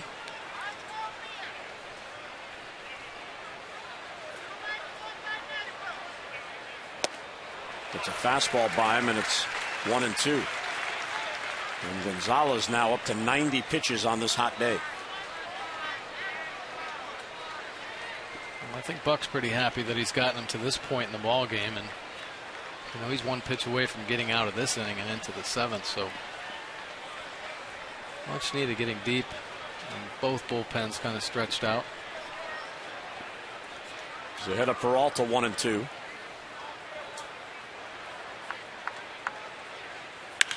And that ball's ripped to left field. Davis moves over, and he has it for the out. Chris Davis in perfect position to haul in that hard line drive and 2 down. Celebrate the second half of the season with a group outing here at Oriole Park. You can gather up your family, friends, or co-workers and enjoy a fun-filled day of baseball here at Oriole Park. With discounted ticket prices for groups as small as 15 fans, party facilities that fit up to 1,000 fans, Oriole Park can make your group outing an experience you'll never forget. Call 888-848-BIRD or get online Orioles.com/groups.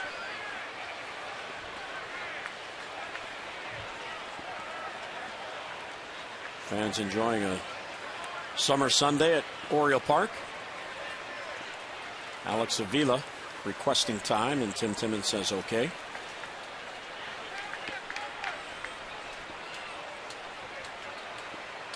Avila has bounced into a double play and also grounded out.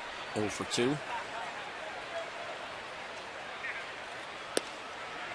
And Gonzalez gets ahead with a pitch right on the outside corner.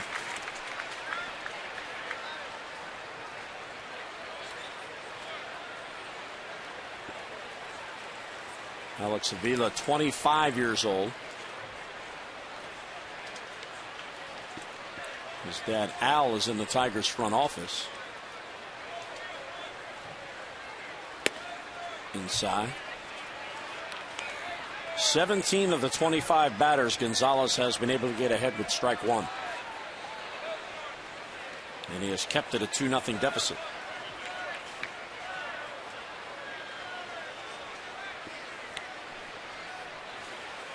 1-1 on Avila. Swept towards the hole and past Andino into right field. Fielder being sent. Here comes the throw of Markakis. It is up the line and Fielder slides in. Yeah, Andino's hurt. Robert down on the ground. And a big 2-out base hit for Avila as the Tigers get yet another 2-out run. Their 11th 2-out run in this series.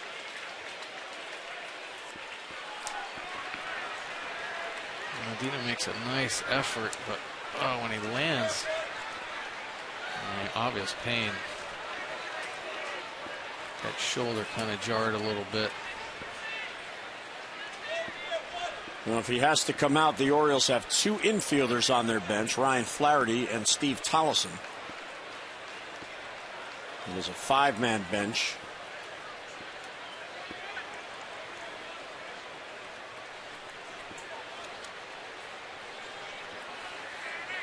There's Ryan Flaherty wondering should he get his gear.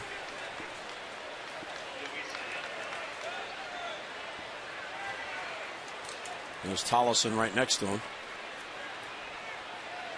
Brian Ebel talking with Robert, diagnosing. And he appears to be in a lot of discomfort. A tremendous effort. He nearly got to that ball. And Markakis' throw to the plate, it just sailed up the line, or they may have had a shot at fielding.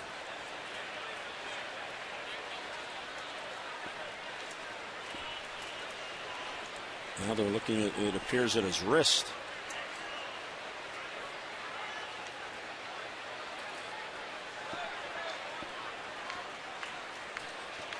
Look at him ranging. Nice effort, but I think when your glove gets extended away from your body, you don't have as much protection. You can allow it to move around if he's diving straight out. Well, he is going to leave the game. Being escorted off by Buck Showalter and Brian Ebel. Well, you hope it's just a strain. I think if it was a possible like dislocated shoulder or something, he would have come right out. Or might have strained it a little bit, stretched it. Let's hope it's not too bad.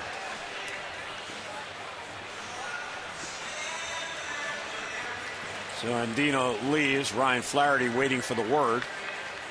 As is Steve Tollison. They both have their gloves. It's got to be one of them. Somebody just run out there. Get in the lineup.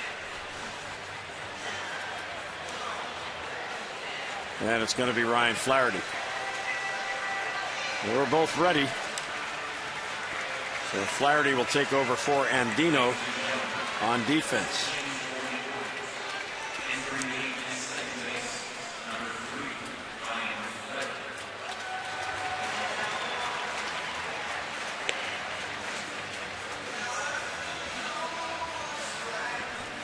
And Luis Ayala, who did not pitch in the game yesterday, the only reliever not to get in the game, now getting loose for the Orioles. Ryan Flaherty being given a few opportunities here to get loose, and while he does, we invite you to join Orioles Reach and Brian Roberts Sunday, August 12th, 6 to 9 p.m. 7th Annual Brian's Baseball Bash, the fundraising event for the University of Maryland Hospital for Children. It'll be at Dave & Buster's Sunday, August 12th. Call 410-328-6064 or visit officialbrianroberts.com. Flaherty in the game. 2 down, a run in. Gonzalez trying to minimize the damage here and keep it a 3-run deficit. And it's high 1-0. Yeah, he made a pretty good pitch to Avila. Got the ground ball, but, just found a hole. Great effort there by Andino. Unfortunately, coming up a little lame. But, yeah, like you said, minimizing the damage, and he's been able to do it to this point in the ball game. One pitch, get out of this inning. 1-1 on Ramon Santiago. And the pitch taken high. It's been an incredible weekend for the Tigers now. 11 two-out runs in this 3-game series.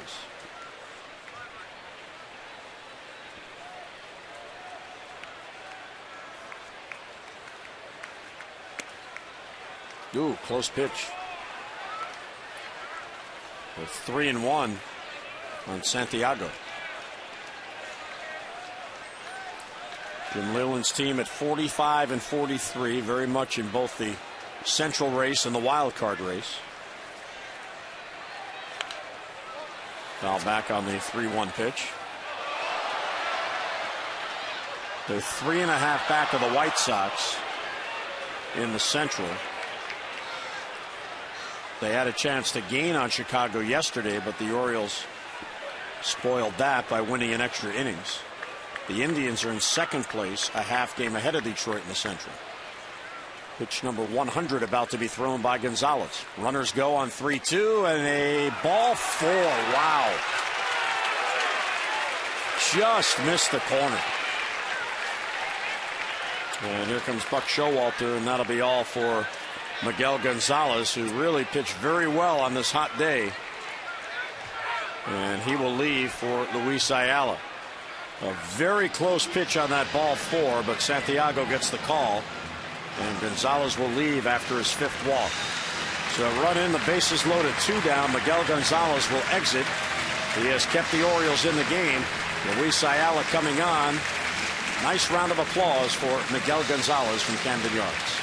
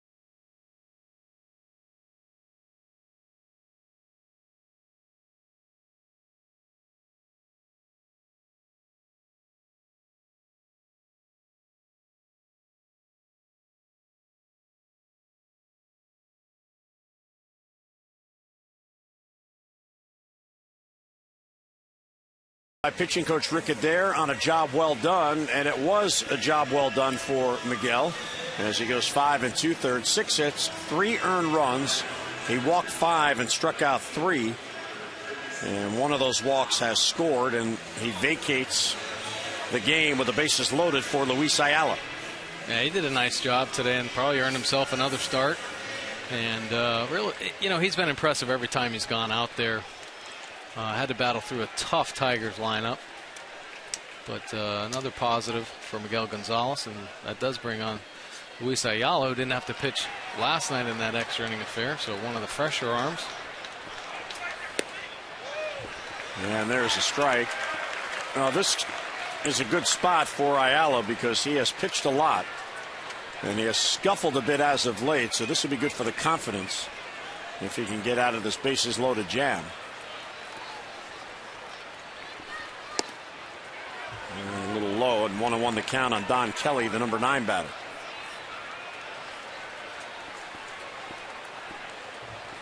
Bosch is at third, Avila at second, Santiago at first with 2 down. Tigers have a run in.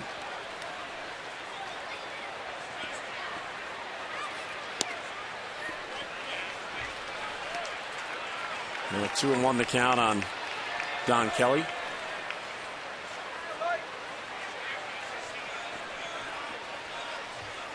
You see, nowhere to put him.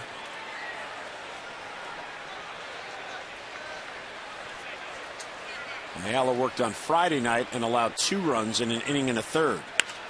Slapped foul the other way. Luis has allowed runs in his last 3 appearances. He took a loss in the opener of the Angels series, allowing 2 runs in an inning and a third. Then last Sunday before the break, 1 run in 2 innings, and 2 runs in an inning and a third on Friday night against the Tigers. Well, he's pitched a lot the first half. Yeah, absolutely. He really has.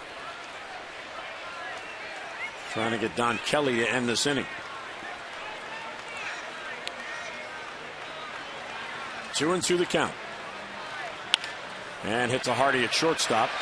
He'll go to first for the out, and the inning ends. Nice job by Ayala. Tigers get one, but Strand 3. Miguel Gonzalez applauds. Bottom of the 6th coming up. The Orioles are down by 3.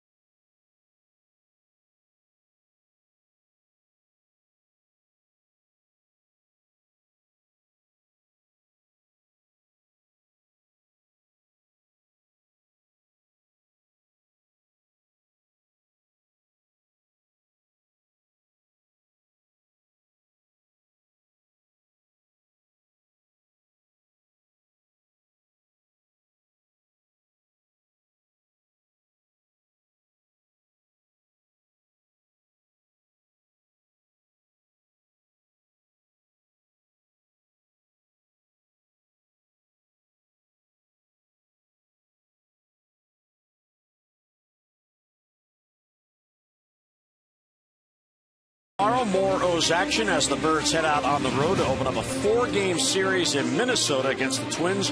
Chris Tillman takes the mound against Scott Diamond. Our coverage on MASN 2 HD begins at 7:30 with O's Extra presented by Jeep, and then game coverage at 8 o'clock. We've got all the access you need right here on MASN. Well, Joe Mauer leading the Twins at 328. Scott Diamond, who the Orioles will see in the opener, he has 7 wins, most on the Twins. Josh Willingham, what a free agent signing that was for Minnesota. Team high 22 home runs. Twins have lost 6 of their last 7, and they're trailing today 6-2 to Oakland in the 3rd inning. So the Orioles are hoping to get better in Minnesota. Well, it's going to be an interesting week there in Minnesota because obviously the pitching. And I think a lot of people are excited about seeing Tillman get his 2nd start. But, you know, there's some question marks for the rest of that series. Some of the pitchers that are going to be called up and used, see how they respond with their opportunities.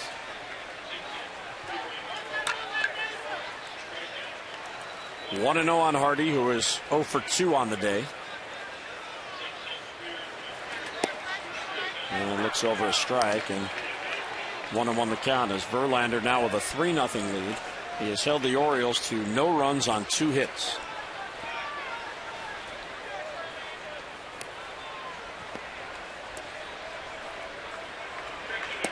And inside, ball 2.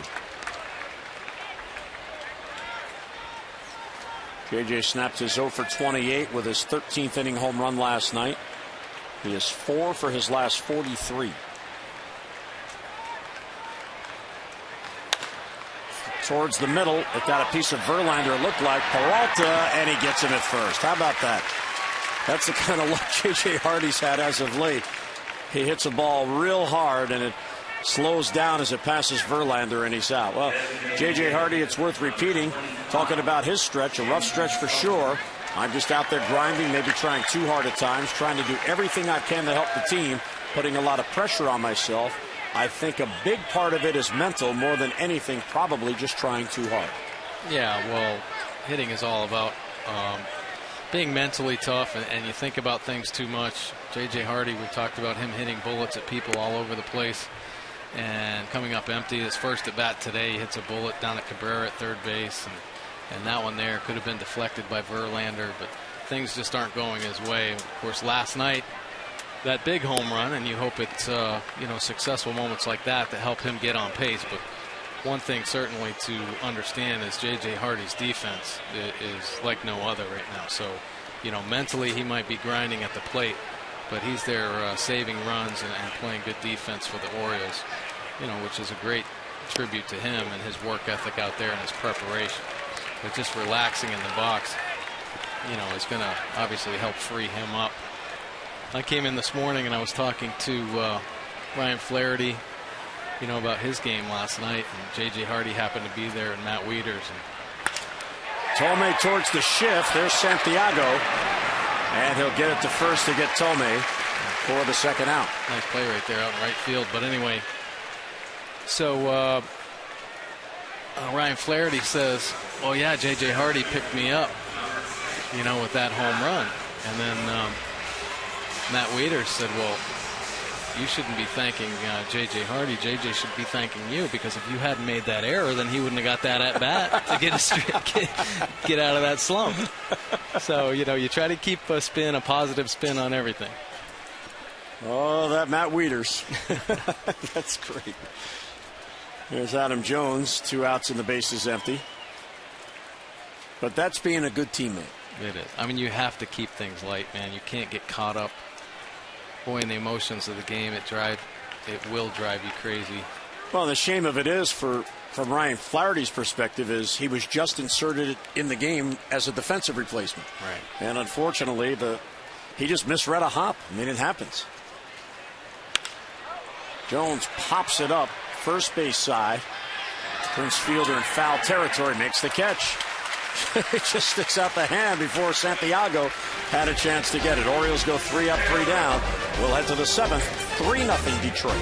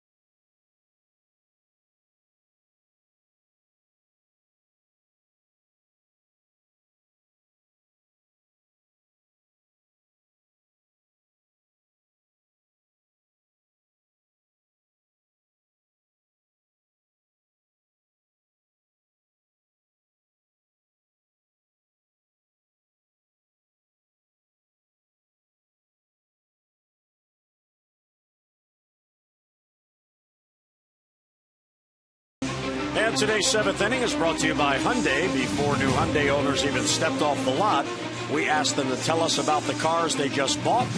You said it, and we heard it in the booth. What a beautiful shot as we look down overhead at downtown and the harbor, and now inside Oriole Park, and a 3-0 Tigers lead. Ayala will stay on. He was able to get the final out and strand the bases loaded in the 6th after Miguel Gonzalez left, and now he'll go to work against the top of the lineup for Detroit. Stay cool, young man. Is that his dad's hat? No, his dad has his own hat. The DAP cap was given away today, so one size fits all, and he's going to wear it anyway. Jackson has a perfect game going. Solo home run, a couple of walks. Check swing, and he went too far. No balls and 2 strikes.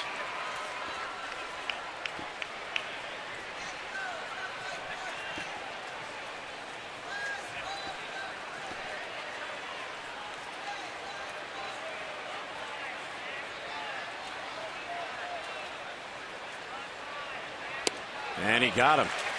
Perfectly located pitch on the inner part of the plate, 1 away. Yeah, all 3 pitches were really good. Great spots. You can see them all down and in, and that one, that little extra life at the end, gone. Boy, he misses his bat head by about 6 inches. First strikeout for Ayala. Here's Quentin Berry, the left fielder. He's 0 for 3. Now 3 out of 14 in this series.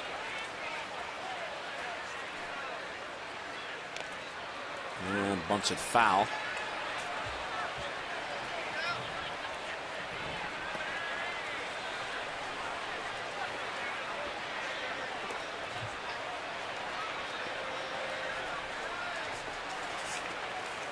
The Tigers will head home after the game, and they have a huge series coming up beginning tomorrow. A 4-game series against the Los Angeles Angels. Can't catch up to it 0-2. And because Verlander's pitching today, he'll be the one Tiger starter not pitching in that series.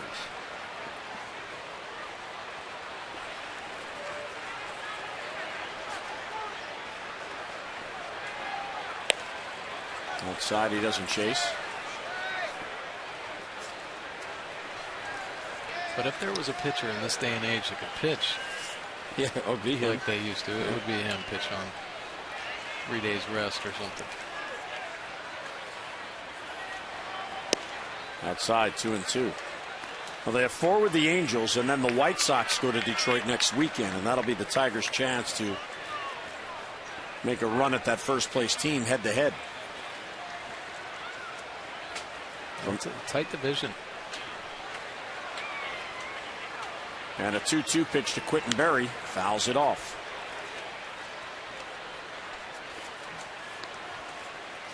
Well, the wild card is very tight, and you can already see how the addition of the second wild card is helping Major League Baseball, because so many more teams are still in it.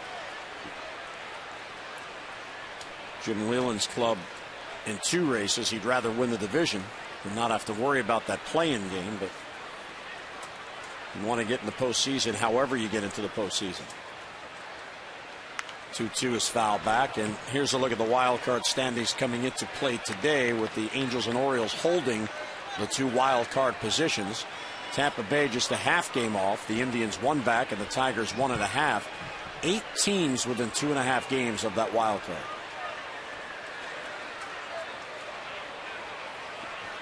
Tight. 2-2 on Berry, batting with 1 out, nobody on. Ayala got ahead of him. He's having a hard time putting him away.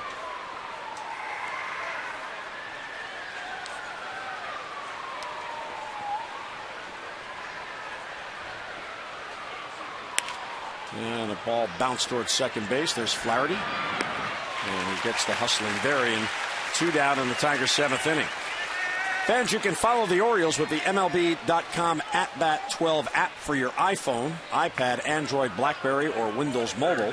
You can get live audio, pitch tracking, video highlights, and more. Text @BAT to 31826 or visit Orioles.com for all the details. You know, if you think about the way the Orioles finished up last year's campaign with a strong month of September, and then even the year before, when Buck came on, they played really well at the end of the year. There's a base hit to center field for Miguel Cabrera, and he is 1 out of 4. So if you follow their track record over the last couple of years, if they can get to September in a good position, historically, they've played pretty well. Well, this stretch is going to really tell a lot, because it's 20 games in 20 days, no days off coming out of the break. And then they get a day off, and then they play 10 more days. So they have to play 31 out of 32 days. You know, Buck Showalter made the comment on Friday night. He was asked about, you know, the heat of the summer and the heat of these races. His fielder takes high, and he said, well, they refer to it as the dog days of August, but to him, the dog days begin right after the break, because you can play your way into a race or out of a race just trying to get to that point. Jim Thome knows all about that. He's been on playoff teams. So, along the lines of your point, Buck said, you know, you get to the middle of August, going into that 3rd week of August, and you're in it. You get re-energized. You sure do. You don't worry about the dog days. Matt Wieters getting a well-earned day off today.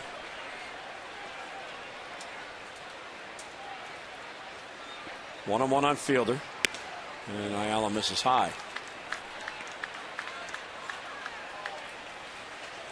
Prince drew a 1-out walk in the 6th, and he eventually came around the score on the 2-out RBI single by Avila. See Cabrera, small lead off first.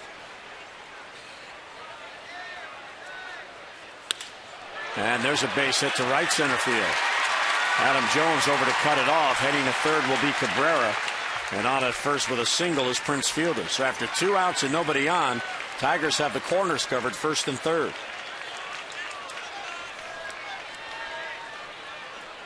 Well, they've done a pretty nice job of handling Cabrera and Fielder today, at least without much damage. No home runs, no RBIs for either of them. So give him his base hit. Just keep him on the base. A couple good pitches here to Bosch and get out of this inning.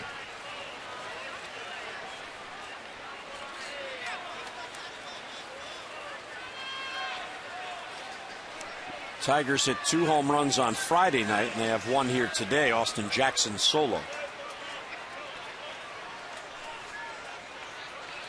Bosch is 2 out of 3. And he looks over a strike.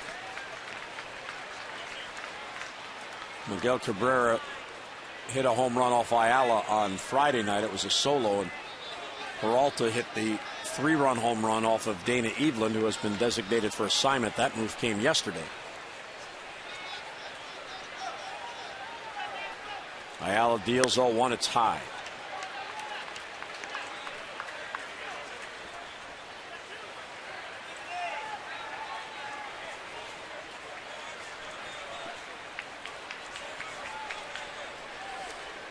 And then Bosch out of Los Angeles, drafted by the Tigers, came through their system. 27 years old. Ayala loves to nibble at that outside corner. He does, and he has really good movement on that fastball. But if he can get a strike called out there, and then throw that one with that really extra good movement, he gets the swing and misses. The guys tend to reach for it and get the weak ground balls. 2 on and 2 out, and a 2-1 pitch is swept towards first base. Reynolds plays an in-between hop and steps on the base for the out. So 2 left. 7th inning stretch is brought to you by Jack Daniel's Tennessee Honey. Fly straight, drink responsibly.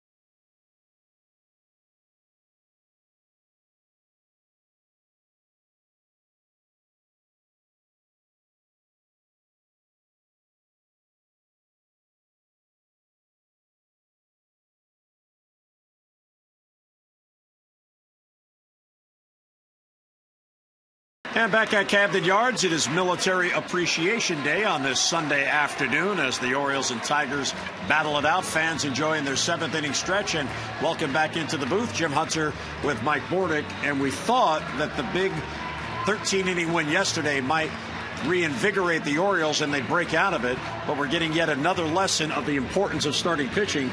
Justin Verlander's had a lot to do with that not occurring here today. Boy, he's really doing well. He's mixing up all his pitches, and he has since the first inning, occasionally hitting 96, 97 miles an hour, but mixing up his off-speed pitches, keeping the Orioles hitters off balance, not staying away from the big inning, not walking many guys. So Justin Verlander really at his best, but Miguel Gonzalez kept the Orioles in this ball game in hopes that there might be that big hit or that big opportunity for the Orioles offense to take advantage of it. But Verlander really not giving them much of a chance to do anything. So Verlander going to work here in the 7th. He's retired 10 in a row, and the Orioles have not had 2 men on in the same inning once in this game. And the fastball's high to Chris Davis. The good news is, however, is the Oriole pitching has kept them in this game. Miguel Gonzalez and Luis Ayala. Davis slaps it foul the other way.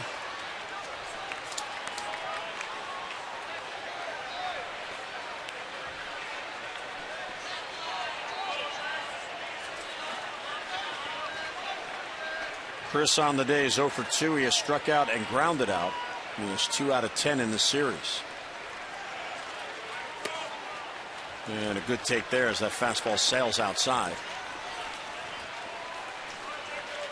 Yeah, Verlander looked like he wanted that pitch, kind of looking in, questioning the call a little bit.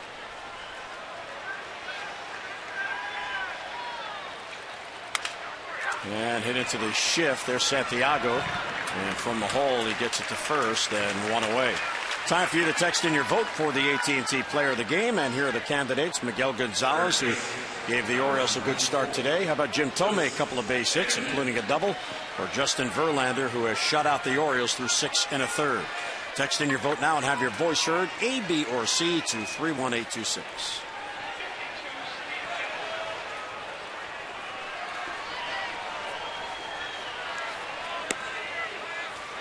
Wilson Betemit is not only 0 for 2, he's having a tough day. 3-pitch strikeout in the 2nd, 3-pitch strikeout in the 4th, and he's behind 0-1. Yeah, on a changeup in the 7th inning, up 3-0. Breaking ball stays outside. Finally, there's a ball.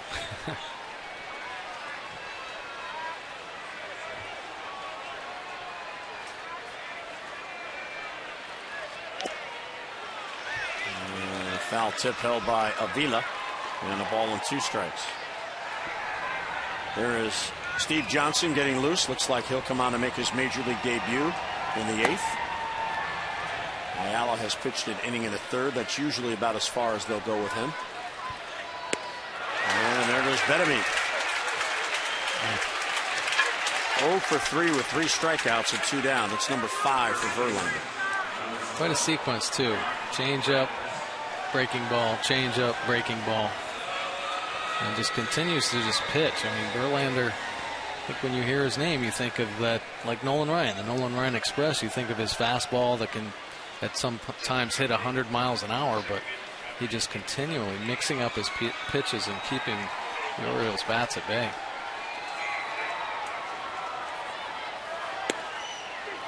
And Reynolds takes strike 1. Well, he has the variety of pitches. He is not predictable at all, and he works both sides of the plate. Towards the hole and into left field, a base hit. Diving try by Cabrera, and Reynolds is on with a 2-out single. So the first player not named Jim Thome to get a base hit. Reynolds gets a little breaking ball, finds the hole over there, just of the reach of Cabrera.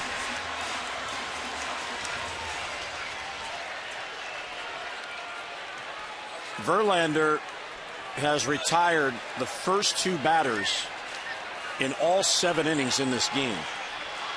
And he has 3 3-up, 3-down innings. And you certainly know as a hitter, it is very difficult to mount a rally when there's 2 outs and nobody on. And he's done that all 7 innings. Well, it sure is. I mean, it just puts the pressure on the offense. And hard to spark something. I mean, you can't bunt, you can't hit and run. Slice down the right field line. Will it stay fair? In the corner, it goes foul. So Teagarden trying to make it home runs in back-to-back games.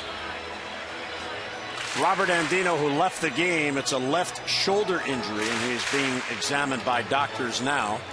Dr. Wilkins was in the clubhouse before the game. Likely he's still here, so Buck Showalter wondering about his starting second baseman.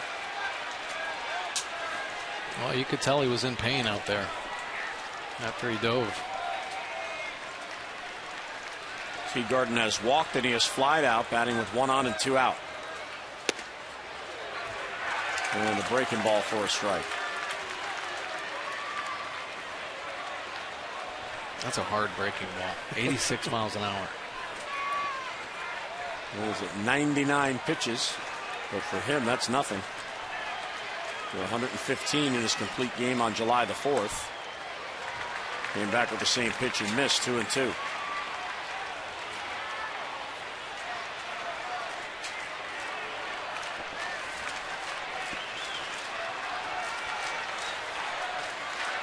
Verlander looking for his 10th win. He's got a 3-0 lead here in the 7th. And strike 3 call. The same pitch 3 consecutive times. And Teagarden out on strike. So a 2-out hit, 1 left. We're through 7. Detroit with a 3-0 lead.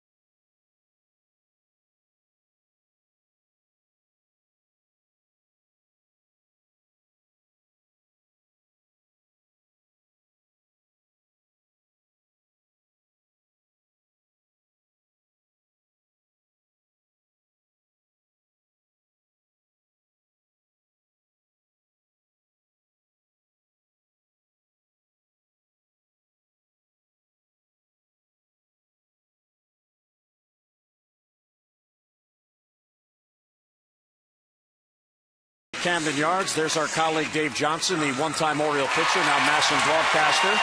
And Steve Johnson, his son, about to make his big league debut. What a moment for Dave. I mean, we've heard about this, and, you know, his son obviously growing up around here went to St. Paul's and pitched. But, you know, Davey always talks proudly about his son. And now Steve finally getting an opportunity to pitch with the Baltimore Orioles, his hometown team. Great for him and his dad. There's Dad pretending he's not nervous. Yeah, you wonder who's more nervous, right? I got to say it's Dave. Yeah. Steve can control what's going on. Dave can. Yeah.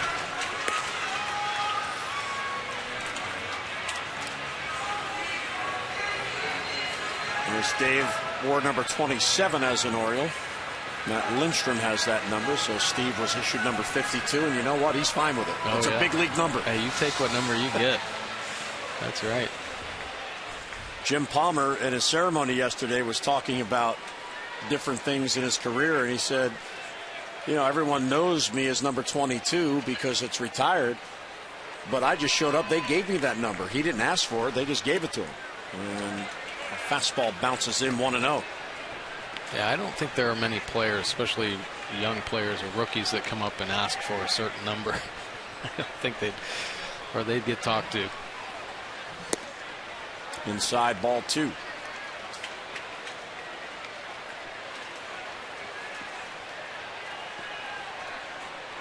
Ronnie Peralta has 1 hit in the game, and a swing and a miss.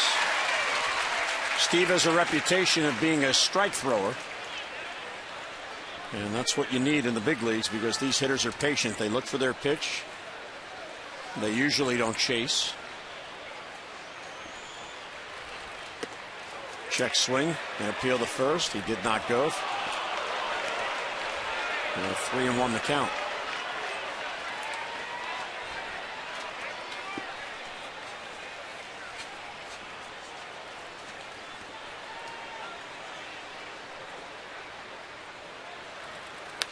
And a foul back at a pretty good cut. A little bit of movement on that fastball. Looked like it had a little cut to it. Oh.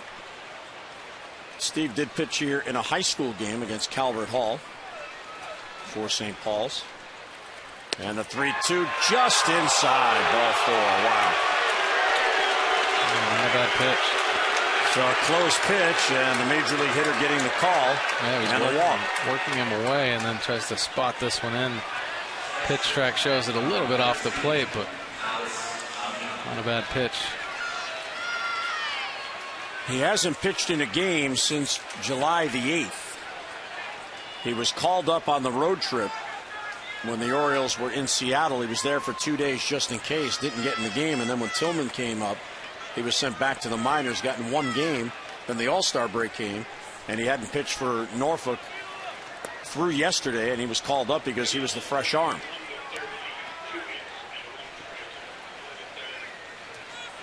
In fact, since June the 30th, this is only his 3rd appearance.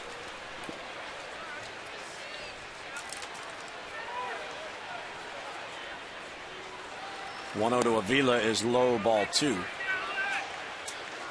With so many different starters going through AAA and the 3 major league starters demoted to AAA, Steve lost his spot in the rotation. So he had been having trouble getting consistently into games as a result.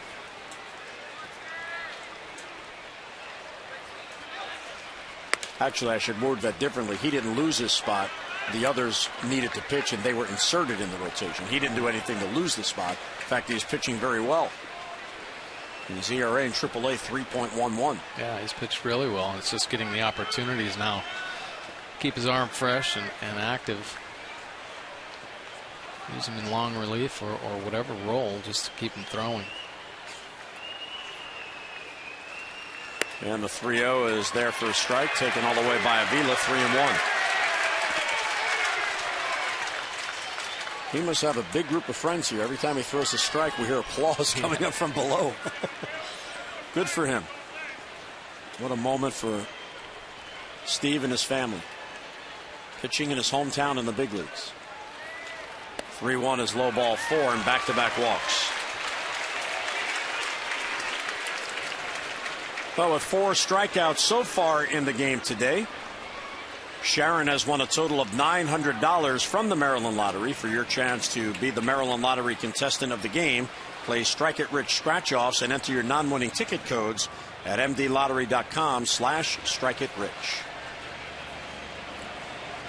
Well, you think since he hasn't pitched that much, just the feel, I'm sure he's thrown some bullpens, but I'm sure that's in the back of his mind. Well, I haven't thrown a lot recently, but Rick Adair just out there to kind of settle him down, veteran catcher.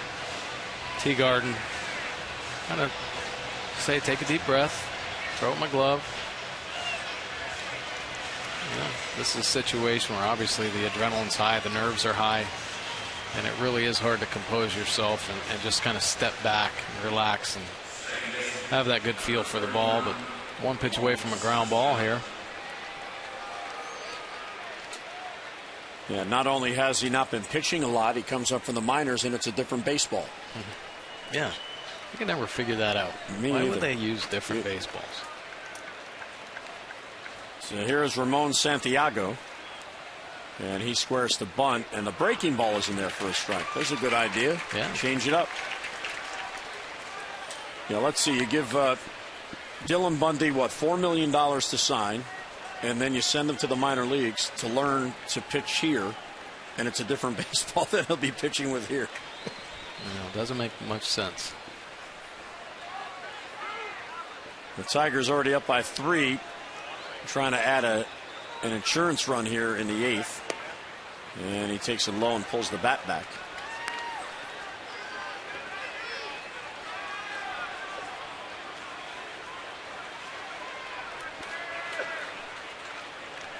Santiago has walked twice in this game. He's also been called out on strikes. Those at bats against Miguel Gonzalez, the Orioles starter.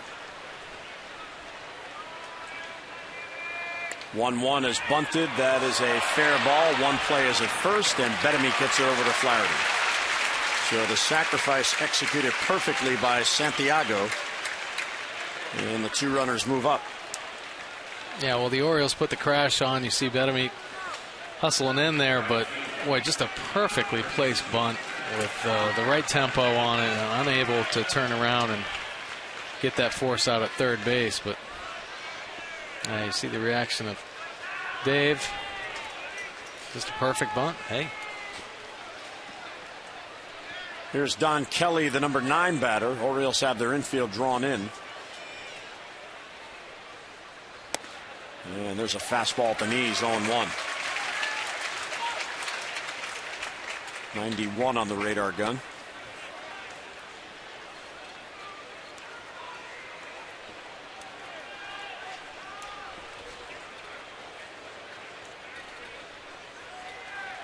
Curveball for a strike, 0-2. Nice pitch.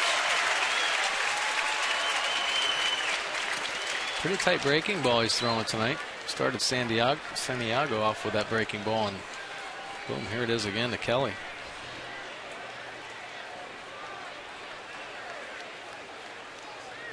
And the 0-2, and he struck him out.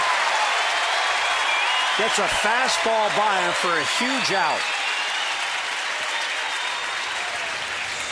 Yeah, real nice pitch. That nice breaking ball set this pitch up. Nice movement up and away. Four-seamer with some late life. Just out of the reach. Yeah, Dad likes that one. So first major league strikeout.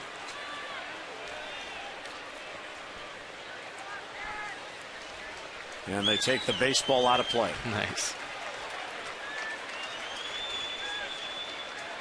I don't know if Mark Reynolds thought of that on his own or somebody yelled from the bench, but Reynolds walked over to him and said, can I have that baseball? And then he rolled it over to Wayne Kirby and DeMarlo Hale. So 2 down, runners remain at second and third, and here is Austin Jackson. And he takes a strike.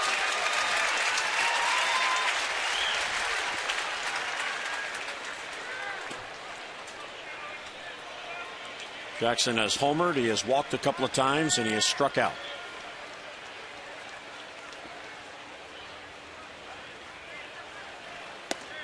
Breaking ball for a strike, 0-2. Well, if you could throw those 2 pitches for strikes, you're going to have a chance. Oh, those are quality pitches. Yeah, nice little slider, but I'm more impressed with his fastball, being able to throw it inside.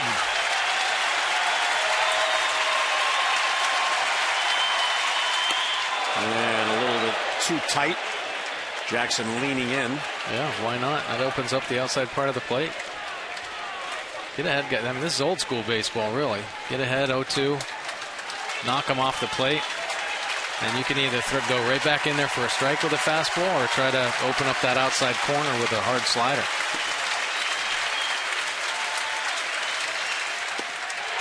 Just off the plate. And the fans are getting on Tim Timmons. Pretty good pitch. Fastball away, down and away. Not getting the calls. Rookie isn't getting the calls right now.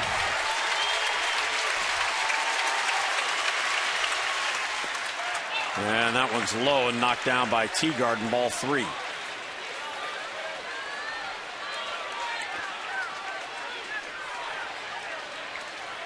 Well, he's used all his pitches. We've seen the fastball, we've seen the breaking ball, we've seen the changeup. Peralta and Avila takes their leads. A nervous dad watching. 3-2 on Jackson. And he fouled it back. Challenges him, go right at him. That's good.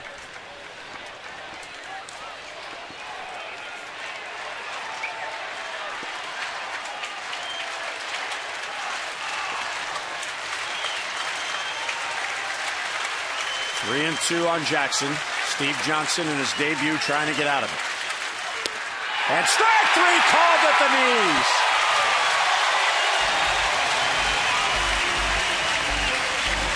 What a moment.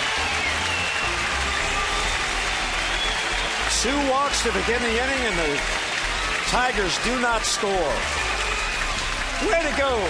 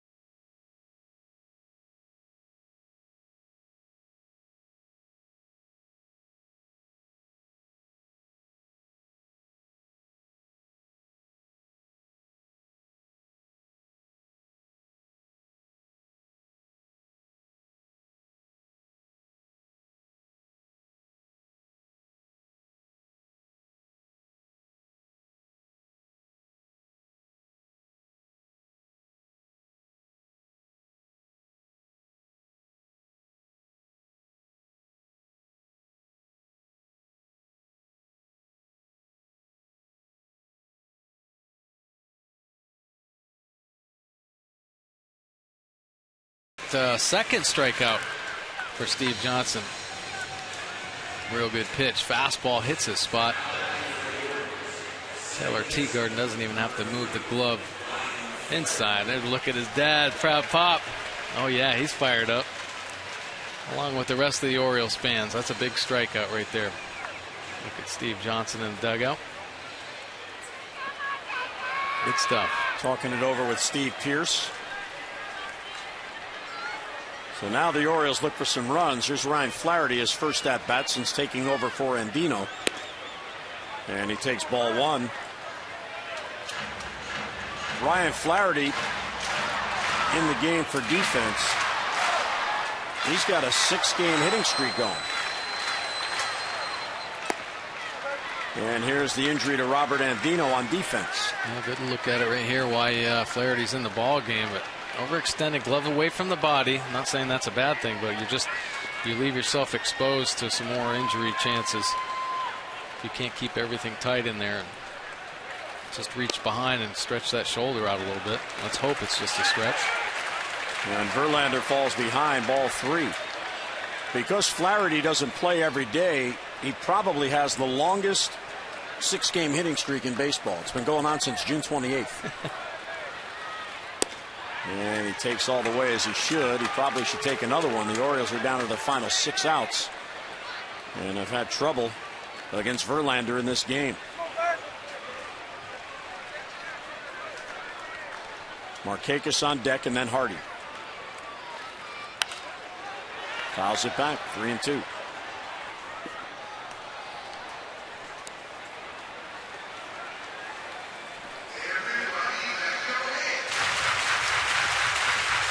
Ryan Flaherty was a little upset about that error he made in last night's ball game that kind of led to the extra innings. And Jim Johnson a chance to get another save, but it's good that he's back in the ballgame the next day. So Verlander gets him after falling behind 3-0 and a strikeout to begin the 8th. For every Orioles walk this season, Care First Blue Cross Blue Shield will contribute $50 to support the American Heart Association Heart Walk. To date, the Orioles have drawn 249 walks for a total of $12,450. Care First Blue Cross Blue Shield encourages each of us to take that first step towards a healthier and a more active lifestyle. Here's Nick Markakis.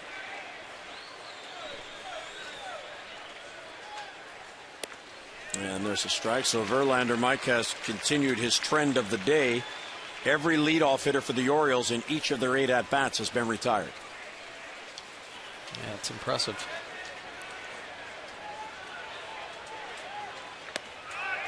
That breaking ball stays high, 1-1. Now, we had talked about trying to put some pressure on him, but he is just not allowing the Orioles offense any chance of even trying to put a bunt down or moving runners with hit and runs and things like that. Well, to give you an idea of just how effective he has been, he has retired 14 of the last 15 batters. Only the 2-out single by Reynolds in the 7th. That's the only base runner in that span. That goes back to Tomei's 2-out double in the 3rd inning. Markakis left field. Back on it is Berry. Still going back and on the warning track. He hauls it in for the out. So Markakis gave it a ride and just short of the fence. And 2 down here in the 8th. This copyrighted telecast is presented by authority of the Orioles and may not be reproduced or retransmitted in any form. And the accounts and descriptions of this game may not be disseminated without the express written consent of the Orioles. And a nice summer day here at Camden Yards, July the 15th. It is a dugout club day today. There's a lot of kids here. J.J. Hardy takes inside. And following the game, the kids can run the bases. Nice. That's fun. Well, here it is, the 8th inning, and he's throwing a 97-mile-an-hour fastball. He hasn't done that the whole game.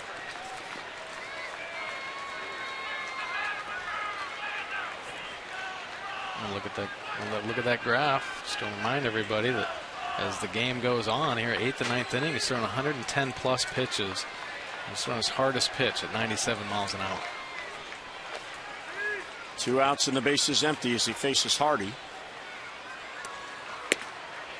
And he paints the outside corner at the knees. He's had 10 ground outs, 6 fly ball outs, 7 strikeouts.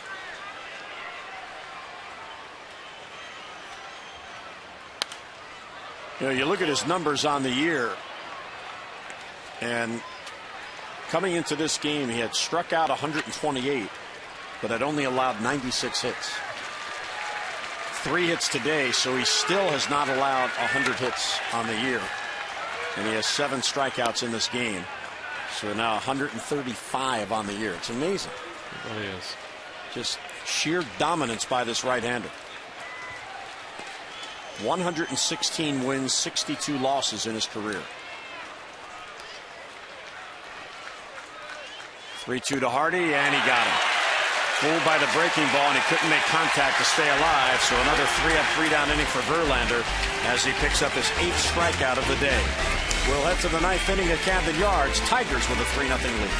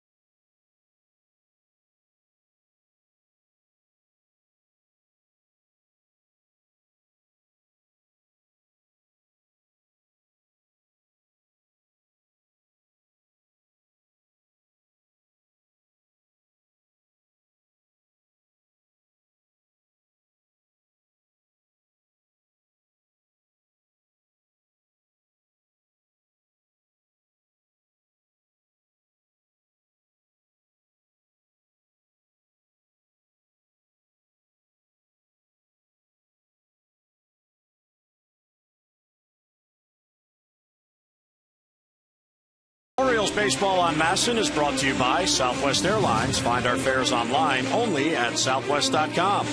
And by Dodge. See your authorized Dodge dealer and experience a world of performance, design, and fuel efficiency. Schedule a test drive or go to dodge.com and check out the powerful lineup. It is Cap Day here, the home version of the cap, and Steve Johnson fitted for one today.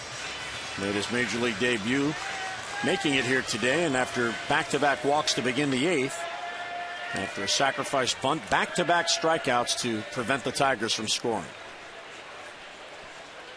Yeah, that was a tester inning as well. I mean, back-to-back walks and then pitches himself out of a jam with back-to-back strikeouts. And now he's coming up through the heart of this Tigers lineup, so another challenge. Never gets easy, Steve Johnson. And these hitters are the best in the world. This lineup, this Tigers lineup, is the second best hitting team in the league. Only Texas has a better batting average. Major league hitters are patient and they don't mind hitting with 2 strikes. Yeah.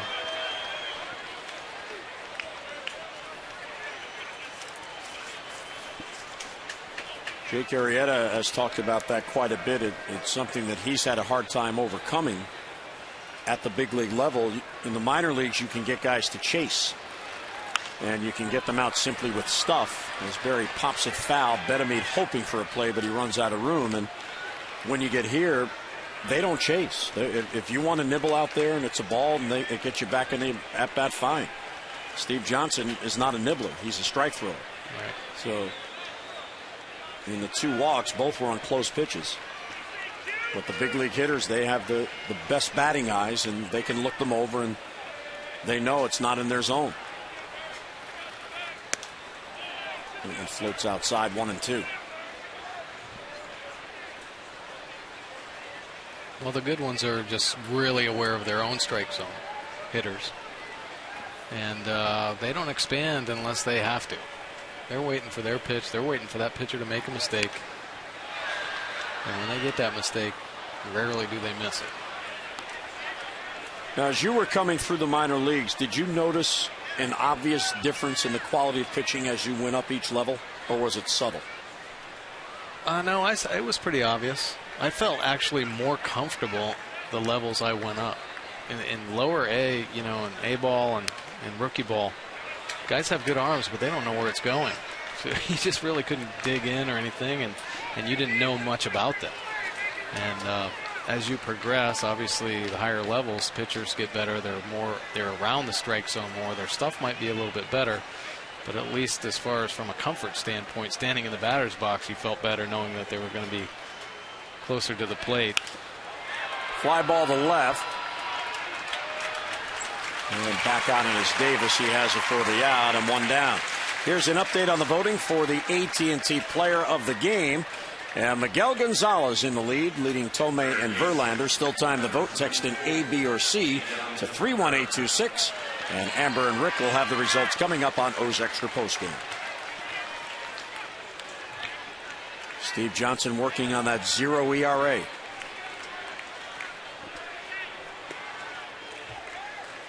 Now he gets to face Miguel Cabrera. And actually, Miguel Cabrera gets to face Steve Johnson. Right.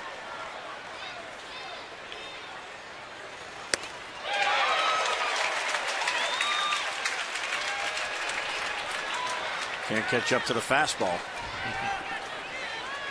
Let's hope not.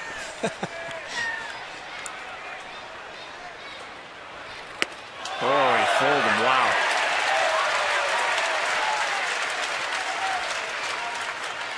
Boy, that breaking pitch is very impressive. Yeah, it's got some late break at the end. It really bites in and drops down into the zone. That's a pretty good pitch. Be careful working up there, though. Backs him off the plate. Don't know if he tried to, but he did. You know what? You have to act like you did. Yeah. You know, you really do. You have to have that kind of composure out there. Every pitch, even if it got away, there was a purpose to it. The other thing that the minor league pitchers coming to the big leagues have to get accustomed to is the big league hitter's ability to prolong at bats. You make a good pitch and there it is, fouled off. Yeah, just fight it off, foul ball, foul ball. Make one little mistake, try to get it back over the plate a little, and potentially get hit hard, even with 2 strikes.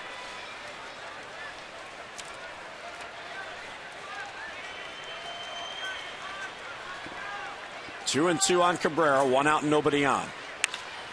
That one hung and he hit it a long way, but a long way foul.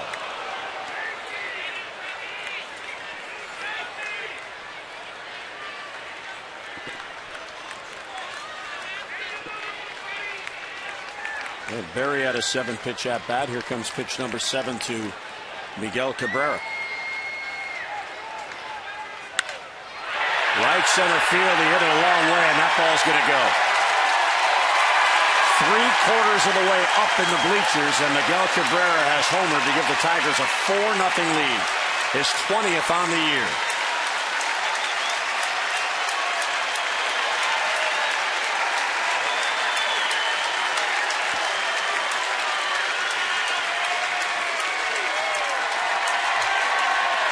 Look at the pitch. I mean, he's pitching really tough. That one, he'll change up, and you see how good Cabrera is. I mean, he just waits on it and arrives it to right center, deep into the stands.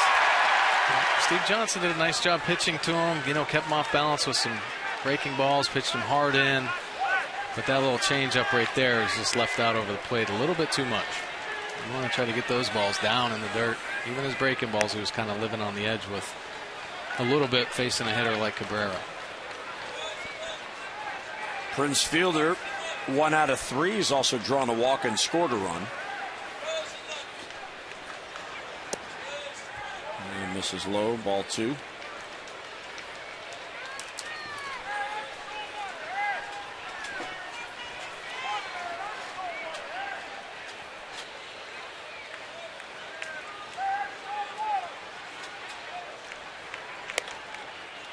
There's a fastball taken for a strike, 2-1. So the Orioles trail by 4. Tomei, Jones, and Davis are the hitters due up in the 9th.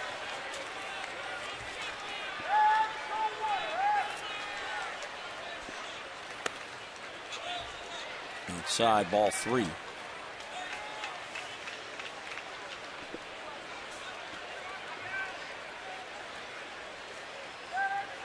Showalter's club in this rubber game and trailing now 4-0 in the 9th. Strike called. Fielder thought he had ball 4.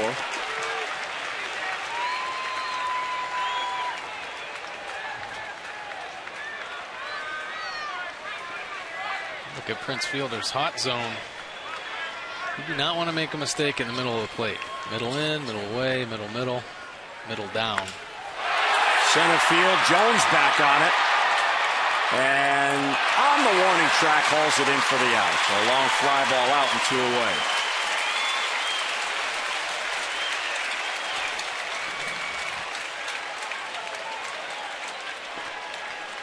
So he was able to get Fielder to hit it to the deepest part of the ballpark, and the ballpark held it. Yeah, well, those are two probably the best power hitters in the game, back to back, that Steve Johnson had to try to get through right there. Brennan Bosch now, who is DHing today, is 2 out of 4. Tigers have out-hit the Orioles 9-3.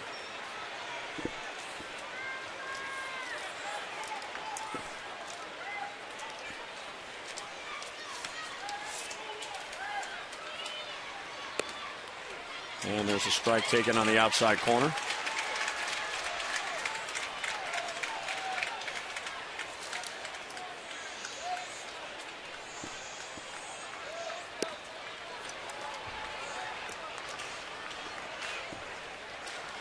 Steve will turn 25 in August. There's Jose Valverde, who was getting loose to come in to earn the save. It's no longer a save situation.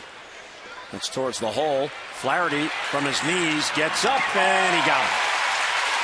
Flaherty with a nice play denies the base hit for Brennan Bosch. Tigers get a run on the Cabrera home run. Bottom of the 9th coming up. The O's are down by 4.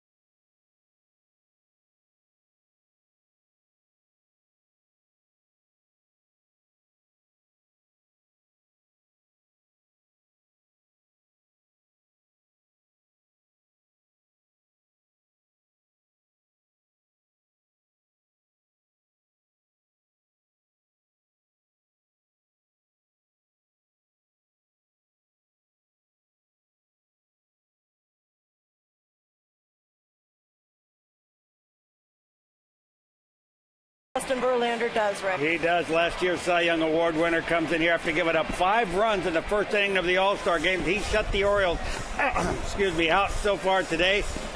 8 strikeouts and no runs. All right, Orioles down 4-0. Let's see if they can rally in the bottom of the 9th. Back to Jim in the booth. All right, Amber and Rick, thank you so much as we head to the 9th inning. So there's the line, 4, 9, and 0 for the Tigers. Orioles no runs, 3 hits against Justin Verlander. The bad news is it's the bottom of the 9th and the Orioles are down by 4. The good news is Justin Verlander's gone. Right. It isn't many times you want to get to a team's closer, get rid of that starting pitcher, but in this case, I think they'd much rather have to face Jose Valverde than have to go through him again. That was a pretty impressive performance right there by Justin Verlander. Saw what he's all about and what he's been about consistently now for the last 6 or 7 years.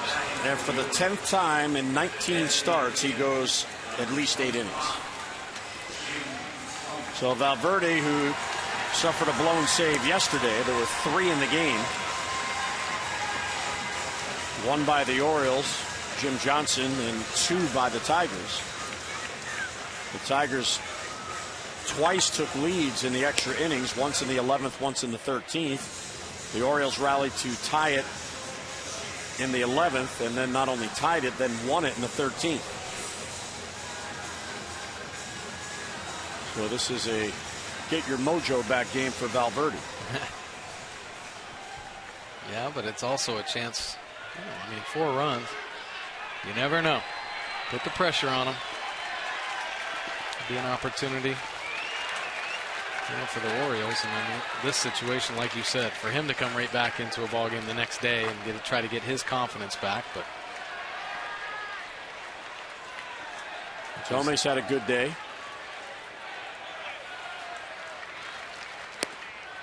And there's a strike.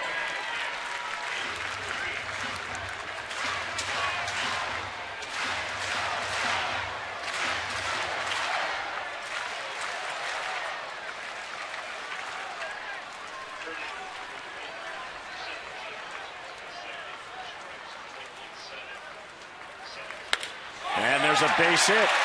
Shift or no shift. Jim Thome, a 3-hit game.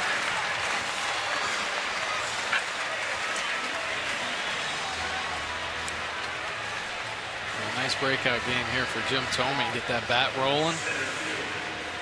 Start getting more confident, get those base hits, and then I'm sure you're going to start seeing those power numbers creep up. And to have his bat in the Orioles lineup be a huge lift. It has been today. I mean, shoot 3 of the team's 4 hits. Adam Jones 0 for 2. He's also walked.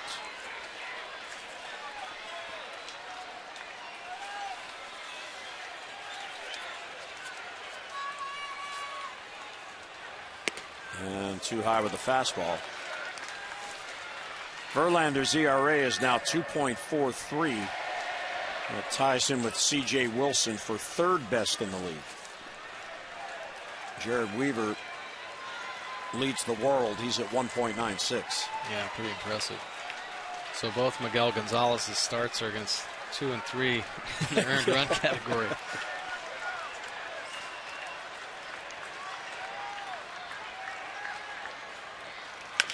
There's a chopper towards 3rd. Cabrera goes to 2nd out there. Back to 1st and out there. Nicely turned by Ramon Santiago.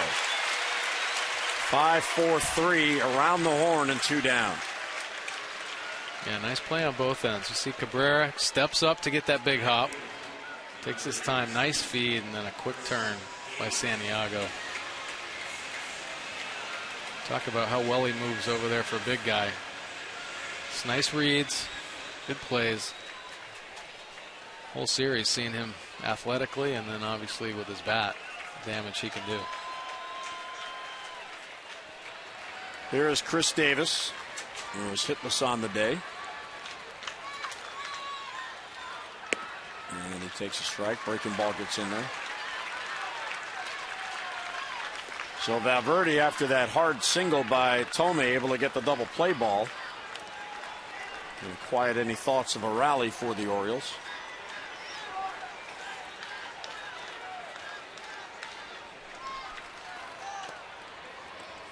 Bounces in. Davis takes for ball one. And tomorrow night it's Chris Tillman against Scott Diamond in Minnesota.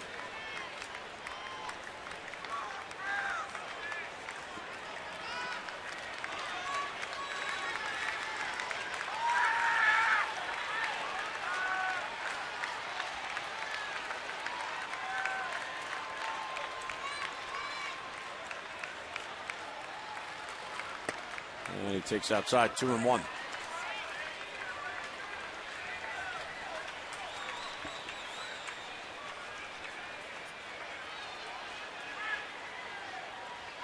A loss would drop the Orioles to 4-7 in the month of July. They have not yet had a losing month. They've had 2 winning months and a 500 month.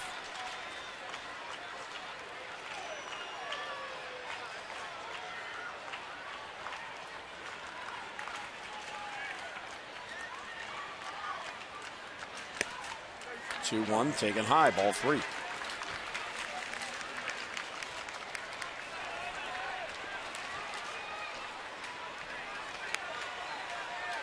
Davis is 2 out of 11 in this series, does have an RBI.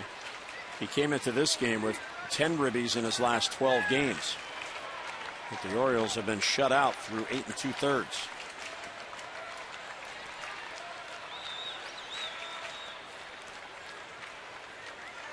Three and one on Davis with Betemeet waiting on deck.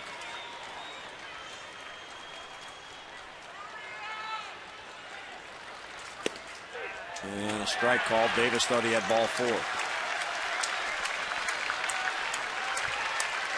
And Alberti working away on Davis this whole at bat. He shows he's consistent out there and gets a call on that pitch. Nice job by Avila framing that. So a full count with 2 down.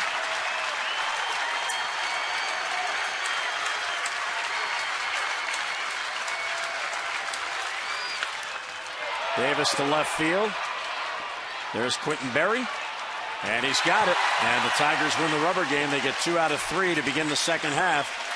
As Buck Showalter's Birds are shut out by a final of 4-0. So the Tigers come into Baltimore and get 2 out of 3 from the Birds.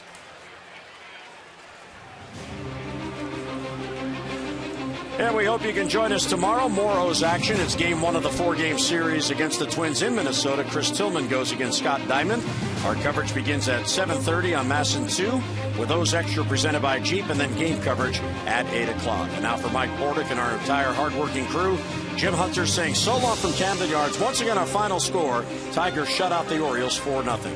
Today's telecast, a MASN presentation. Amber and Rick, O's Extra comes your way right now on MASN. Have a great day, everybody.